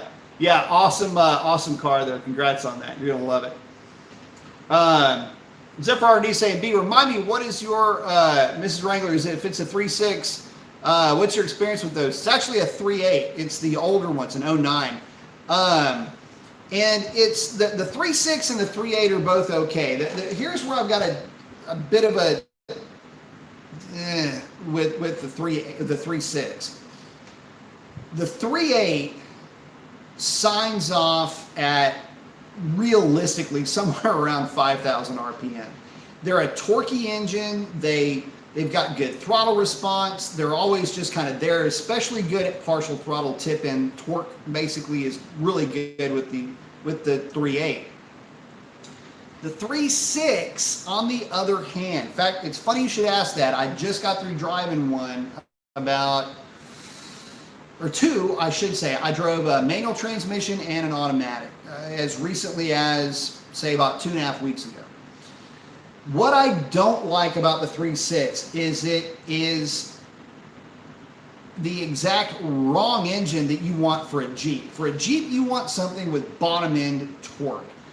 My wife has had her Jeep buried up to the axle, slinging mud about 25 feet in the air, bouncing that freaking thing off the rev limiter, laughing hysterically, and that was great. And you could get off the throttle, back in the throttle. It did everything. It's not fast by any stretch of the imagination, but it's got torque that'll help it at least get moving. The 3.6 that I drove the manual and I drove the automatic. The manual that I drove, you have to consider 3,000 RPM when you're driving the thing. You have to consider 3,000 RPM your idle RPM. I know that sounds weird, but I would get it to 3,000 RPM, just blip the throttle, get it to 3,000 RPM, get it in gear, and literally treat that RPM like the RPM I'm going to use to leave every light. That engine is a gutless turd down low. And it doesn't really come on to anything until about 4,000 RPM, which I don't like in the Jeep. With the automatic, it's a little bit better. And with the new 8-speed, it's even better still. But I was driving one with a 6-speed, which is fine. They're all the same as far as I'm concerned. But still, you needed to be in it down low. And it's basically, it would make for a good car engine, but not for a good SUV engine, especially something that you're going to be putting wheels, tires, and all that. I mean, consider re-gearing that thing right off the bat if you plan on getting one. I mean, I wouldn't own one with less than 410 gears. Let's put it to you that way. White Knuckle saying, hey, B, we're talking the other night about Mopar going straight to a 392 Jeep and skipping the 5.7 platform. Well, I've seen an ad last night on YouTube here, and that bunch of horses, then a growl. Yeah, who knows? Then a caption, 392 Wrangler coming soon. Hey, look, if they do it, then great. I mean, more power to them, but you want to talk about missing the boat. Again, okay, so all they're doing is they're facilitating something that the aftermarket has been doing now for quite some time. 5.7 and 6.4 swaps are nothing new in JKs. But I will say this. There needs to be a 5.7. I mean, the Jeep needs a 5. Let me repackage this for you. The Jeep needs the 5.7 to stay competitive, considering the Bronco is on its way. And if there were ever a reason for the Jeep to have a V8, now is the time to have it, because with 300 horsepower, technically 310, out of that 2.7 liter, and roughly 400 pound-feet of torque that it's working with, that so blows the Jeep 3.6 out of the water that it is not even worth mentioning in the same paragraph. Look, 270 pound-feet of torque versus 400, and in that 2.7, it's available like right now. Yeah, that is a huge selling point for that Bronco. And, oh yeah, have you seen the price points of that thing? Dude, the price points are salivating at just the initial run, or at least the initial breakdown of what they've shown us. I don't remember all the names, the this, the that, the this, inauguration, whatever. Basically, you're looking at, you can get a pretty decent one for about 37 grand. That's with a V6. So get ready, Jeep, because this might hurt a little bit. And I'm also here to tell you that if you think for a minute that this is going to, that this 392 thing is going to do anything for the brand itself, let me remind you of something. If we can't afford it, and this is the big twist here, if that freaking thing, let's say they do drop a 392 in one of these things, which is dumb, but let's say they do it, think of it like this. If it's so expensive that nobody can afford it, and all it is some kind of a halo contraption that they can go, the most powerful, whatever, and nobody can afford it, and you got this cute little Bronco showing up to the party with very usable power and a very attractive platform that does very cool things and looks the part doing it, and oh yeah, you can still hot rod that 2.7, and it's just a tune away from basically making another, 30 to 40 horsepower and about another 30 to 40 pound-feet of torque. I'm telling you right now, it will be a complete waste of money and time and development and everything else when the 5.7 can just go boop, and it makes more power. It's naturally aspirated, which some guys might like. There's a lot of upside to putting the 5.7 in that Jeep. If we're going to go with the 392, it's just going to be window dressing as far as I'm concerned. It sounds neat. It'll make for some cute ads, but it's window dressing. So White Knuckles saying, so it appears that it might be going that route. Well, we'll see. Canada Guy checking in saying, hey, Brian, I just thought I would hop in and say, hey, what's up, Canada Guy? Thanks, man. I appreciate you stopping by. Saying, do you think they should bring back the Superbird? Nope, there's not a platform that it would really work well with. Ned Frank saying 6-speed, forgot to say. Oh, well, damn, am I missing something? Oh, got a Scat Pack. Yeah, you said it, brother. You're good. White Knuckles saying, he's hanging out with Donnie RT. Freddie saying, hey, B, what is happening? What is happening, Freddie? Saying, have a 2015 SRT 392 6-speed and toying with upgrading to a Hellcat. Been really thinking about the new ZL1. Any thoughts? Gen 3 Viper. Thanks, Professor Mason Cakes. Like it. Gen 3 Viper? No, not going to want that. Think about a new ZL1. You're going to like it. In fact, you're going to like it a lot, especially if you're coming from a 15 SRT 392. It'll be just a lot more of what you already had. Not far and away faster necessarily. I mean, it is, but it's not.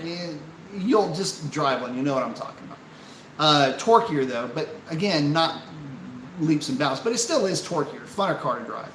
I just get used to the fact that your windows are only about that tall, and also add into that the fact that it's just a really good car, man. I mean, I know I've panned that thing left and right, but to be honest with you, man, that ZL1 is a tough car to beat for an all-around awesome, fun driving experience. You can do whatever you want with. Its Achilles heel, supercharger's too damn small. That little guy's got a lot of work ahead of it to try to keep up with that 6.2. Supercharger upgrades pricey, but taken for what it is and taken for what it's worth,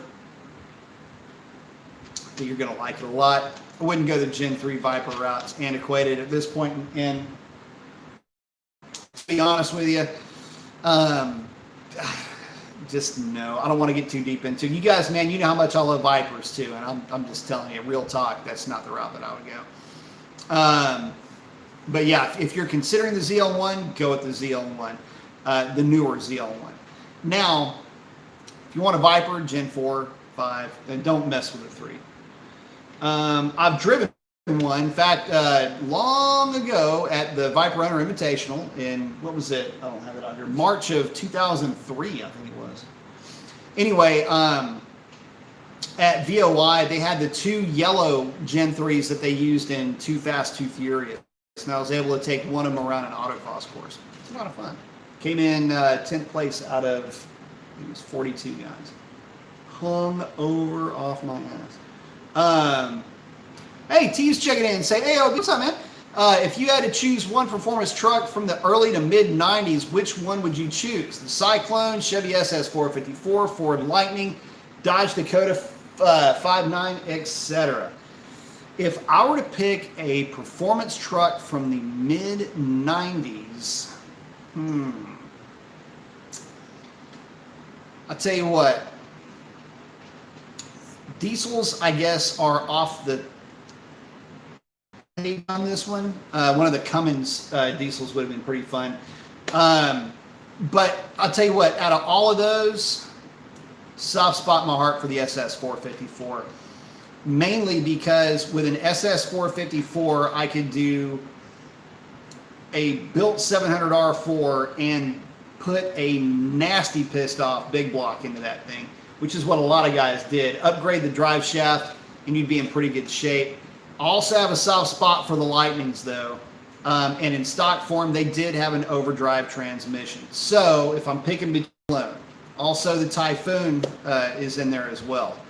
Really cool truck. I love me some mini trucks too. So, out of all of them, I tell you what, out of all of them, and I like the Dakota RT also, but I gotta go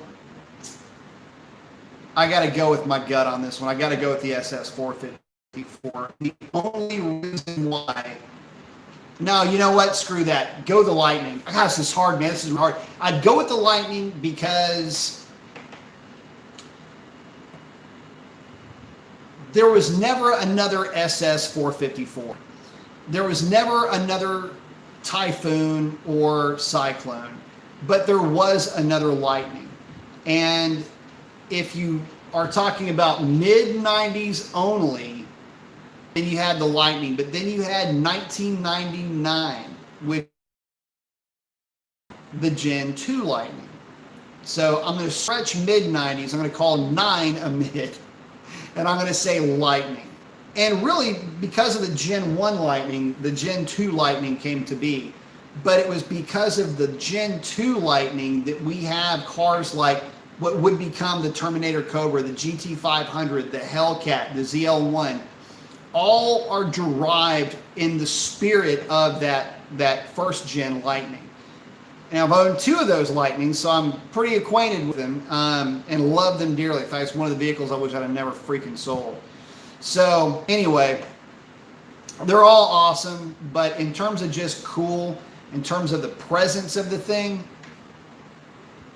see, the thing with the SS 454 is a lot of people tried to clone them, and they did piss poor jobs doing it. The other downside is that they had turbo 400 transmissions, which doesn't give you an overdrive, which can be a bit annoying. You can't run as aggressive of a gear, or if you do, they get a little bit buzzy on the freeway. And of course, fuel economy sucks at that point. But the big about that truck, low compression 454. Yeah. But it's just a couple of things away from being a badass. But anyway, Lightning for me, after much contemplation, obviously. Somebody's asking, what's your opinion on porting stock heads on a bolt-on 6.1? Not worth it. Boxing Fight Night said, what do you do to afford that car? I work my ass off. Edward Shaver saying, I was in high school in the early 90s and had a nicely built 440-73 Challenger and 12.0s all day long, but there was a friend of mine that had a turbo Omni running 13s, and it hurt the Fox body guys bad. Well, I'll tell you what, you're one of a very few amount of people that can claim that, so cheers for you.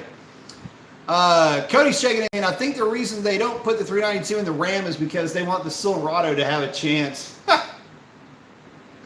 Yeah, maybe. Let's see. Timothy Brickley saying, effed on a rotten deal. That sucks. Oh, Lightning Blue checking in saying, what up, B. Mason? What up, man? Thanks for checking in, brother. Carl saying, thinking about an Arrington 426 long block for my 2019 Scat Pack Challenger after the warranty runs out. Thoughts on their engines? They're very good. Just make sure that you get the right compression ratio. Long story there.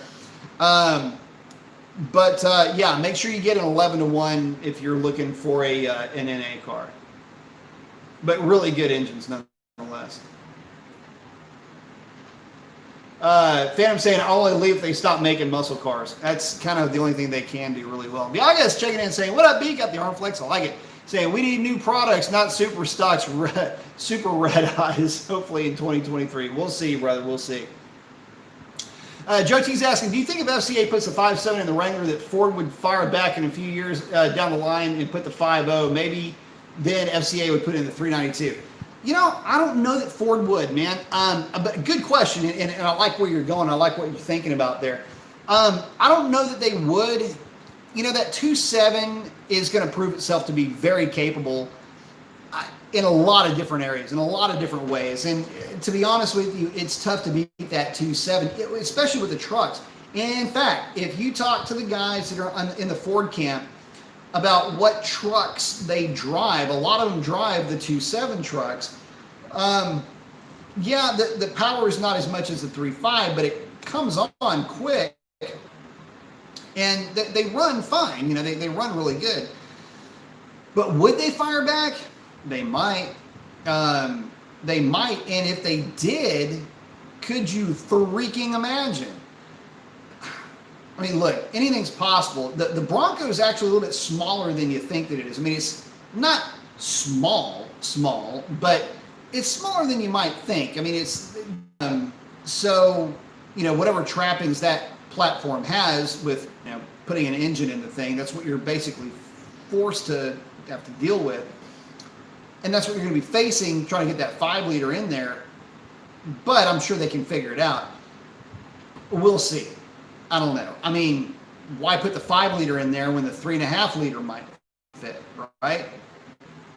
Everything else is already there, decent jump in power, and then what do you do? And especially if it's, 350 horse, 465 pound-feet of torque coming out of the 3.5 liter, whatever it ends up being. I don't know. And is it making the 5.7? You're kind of right up there with that 5.7 horsepower, and you're basically right up there with that 5.7 torque. So, which one would you prefer if you're driving both?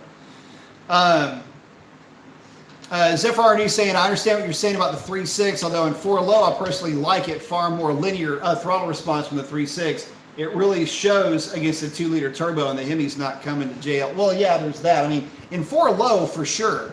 But I mean, if and it is a lot more linear in 4 low, and you do have some overrun in 4 low, which is nice. But I mean, if you're just driving the thing, then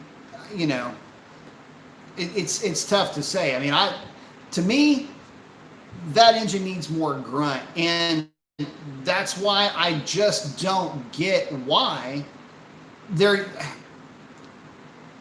I don't get why they don't have an engine in there that would, I don't know, maybe better suit the platform. And maybe it does. Maybe it does suit the platform fairly well, but again, if you're just driving the thing down the road, it's so gutless. And I'm not saying the 3.8 is some kind of torque monster. It's not. But, dude, it runs it runs good enough. Besides, it's a 4-speed auto that the 3.8's working with anyway, so there's that to consider also. Ms. Blacktype saying, hey, I'm getting concerned about the price point of FCA is putting out. 95 grand for a fully optioned Durango Hellcat. Yep. Jeep Wrangler is a 50 grand plus. Without a V8, I feel like they're pricing people out. A lot of people are feeling that way, buddy. And unfortunately, I mean, a lot of us on this chat right now are feeling that exact same way. And again, it's the driving out of their core fans, their core supporters. Again, I bring up the Corvette example. I mean, I've already I've rambled on and on about that car and why I am so just not Team Corvette anymore, whereas I was leading up to the C8. In fact, one of the front runners for me in terms of cars to get coming up into the Hellcat was a C7 Z06. For a number of reasons, not the least of which is that the C7 Z06 drives nearly identical to my Gen 2 Viper with heads cam and me porting the intakes with larger throttle bodies. It is so close to that driving experience, and I love the ergonomics in the C7. So for me to say that I'm no longer part of Team Corvette with where I'm coming from, just the fact I was always around them is a major thing. But again, the point I'm making is everybody's starting to price and make and price cars that are just like, where are you getting this from? If grow within the brand, by the way, and this is part of that reveal thing that what's his name was talking about. Growth within the brand. Well, the problem, unless my income allows me to jump that far up in price point, So again, you have the Corvette, which is, 80 something thousand dollars for what is considered to be a pedestrian version of that car.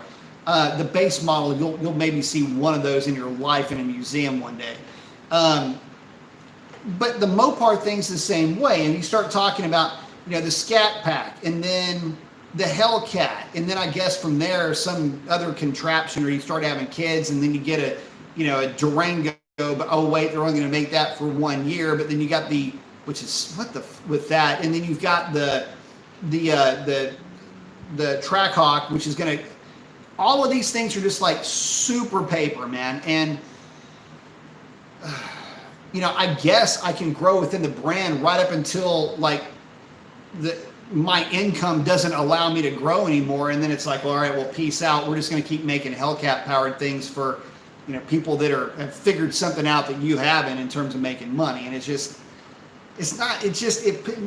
puts a crappy taste in my mouth. It's not. That shouldn't be Mopar. I mean, Mopar was always a youth-oriented brand, okay? Yeah, they had some cars that were more expensive, and of course, a Hemi option back in the day was real expensive. It doesn't matter. It was still affordable. And these cars that FCA is putting out with the Hellcat platform, let's be real, they're not affordable, at least not on the new car market for most people. And of course, you get some well-heeled people that can pick them up. That's great. Leaves me to buy the thing on the second-hand market. Still, I mean, I'd like to buy a new one, but I can't. And so I feel your pain is what I'm trying to say. HU37, HU37 saying, FCA building the Pentastar engines has always been a mystery to me. They lack low-end torque. They're far from ideal in the Jeep. I don't think they belong in Rams and 4,000-pound cars either. I'll agree with that. King's Eye saying, I like the Hellcat Durango, but that Ram TRX has the Hellcat engine, will win me over. It'd win me over too if they would just do something with it. Get me excited about it. Again, I just earlier on in this chat gave marketing the best way to bring this thing to the people, man. And I'm not kidding. I'm seriously not joking. I mean, how do you not come to the table with that? I want to see this thing in the desert. I want to see this thing in the mud. I want to see this thing drifting. I want to see this thing doing all kinds of stupid stuff. American flags sticking out of the back of the thing. White smoke in all four tires. I want to see it jumping. I want to see, again, chicks, sparklers, titties, the whole thing, rock and roll music. That's what I need to see from that TRX. And we didn't even get a sniff of that freaking thing for this big reveal. We're not even getting any kind of love on the TRX. And in fact, my understanding is that we're not even going to get a whiff of that thing for another year at least. And then bring to the fact that they still don't put the 392 in the trucks, which is stupid as hell. Again, FCA. Hi, I'm Brian Mason. That's why the B in the B Mason channel. Anyway, you need somebody in marketing that can help you in product development, that can maybe bring an enthusiast's point of view to the boardroom table. Look me up. Give me a shout. I think I can steer you in a little bit better direction than when you're heading right now. Look me up. I think you'll find that I'd be very well received by your team. Thank you. Anyway, so there's that. Let's see. Style Systems saying, I left the Challenger Scat last year.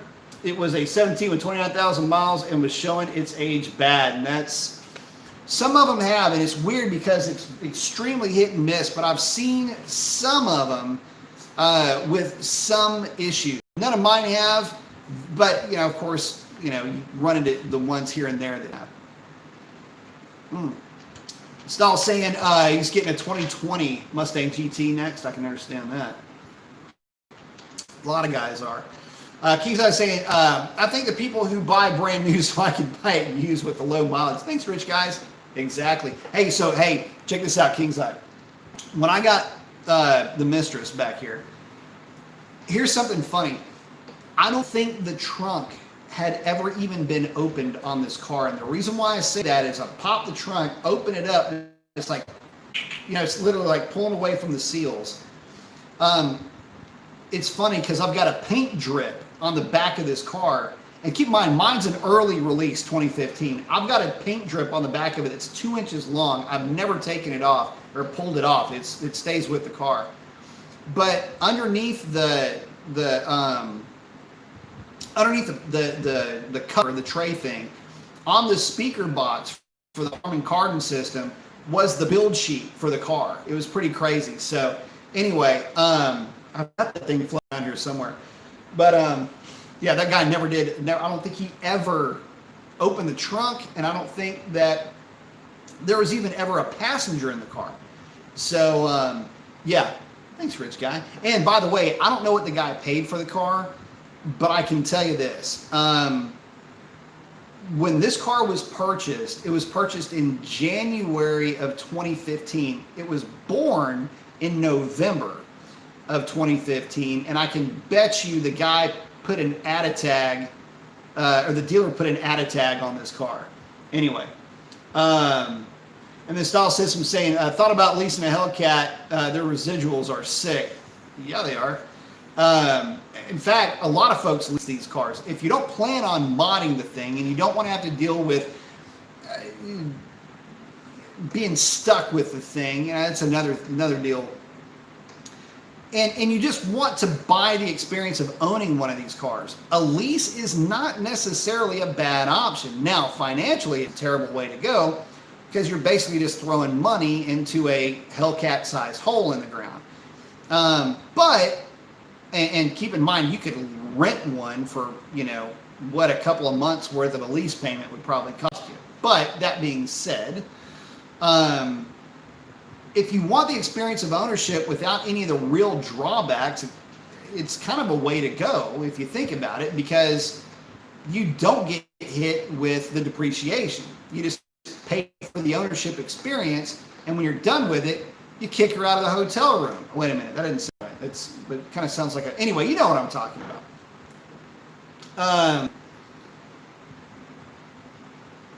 Let's see, style system saying with about $5,000 down, you can get a Challenger, Charger Hellcat for like $500 a month. Want to mod, but that's very attractive on a car that I wouldn't be able to afford normally. Well, yeah, and keep this in mind, you don't have to mod the thing. Look, keep the thing maintained, stay underneath your mileage, keep up with any warranty calls or anything like that. Always have your car serviced at the dealership, and just drive the thing and enjoy it, and I think you'll find that, you can really have a good time with these things. And, if you don't plan on modding it, you don't plan on keeping the car forever, then that's a smart play in a lot of ways. So, granted, you won't be able to drive it a lot at that number, and you won't be able to, really do much with the car other than maybe throw a different set of tires on it. But again, you can at least enjoy the car, and that's the main thing. Residuals are like 60%. That ain't bad. But at any rate, guys, we're just coming up over 2 hours. I want to thank everybody for checking in, everybody that contributed to the cause. Thank you so very much. So to give you guys a couple of updates, where do we begin? Okay, so now I'm going to give you guys the updates, and I'm going to be signing out, so I'm not going to be going over any other comments, but thank you all for contributing. But anyway, so the Camaro needs a bath, needs a set of tires, and I got to pull the dash out of that thing. So I'll be working on that at some point this week or next month or sometime. Anyway, Camaro is on the plate. The truck, Sierra, will be going to Justin over at Dr. Differential. We'll be doing the transmission and some leaf springs, and we're going to get that thing on the road. So we're looking forward to that big time. And I can't wait, because that's just a neat cruiser for us. We enjoy just kind of putting around in that thing, which is all we can do because the transmission is exploded. But we're going to get that thing over to him. He's going to get all the ills cured on that thing, and we're just going to drive that thing around. And still no news yet, really waiting on a fluidized radiator for the Fox body. So Once that shows up, then I've got to hit that thing with a paint correction. I'll be buffing and polishing that thing for a while. Bring the paint back on that old girl, and then from there, going to be doing the Cobra conversion for the e-brakes. We'll be doing that, and basically just bringing her back to the land of the living, and be doing the seat has got to get fixed on that thing too. The bolt is a common thing with Fox bodies. Anyway, one of the driver's seat bolt popped, ripped the little subframe thing that it sits on. So anyway, gonna be getting that fixed. I've got some 16 gauge steel. Might need a couple other things to get that fixed up, but we can get that knocked out. But at any rate, that pretty much wraps it up. See if there's anybody else. Quick rundown on the updates. Like I say, hopefully get that Camaro cleaned up, get a couple of new tires put on her, get the dash out, get started working on that thing. If y'all are new to the channel, my wife has a 92 Camaro Rally Sport that I actually love, and so anyway, I got to get started on that. Plus, I got to clean up the Jeep because the Jeep's and new door limiters for the Jeep too. So anyway, guys, thank y'all very much again. Stay safe out there. Wear your masks. Keep your hand sanitizer, whatever. Just try to stay safe out there. If not for you, then for others. Thank you all again. God bless. Have a fantastic week. Can't wait to see you on the next one. That is a wrap. Use.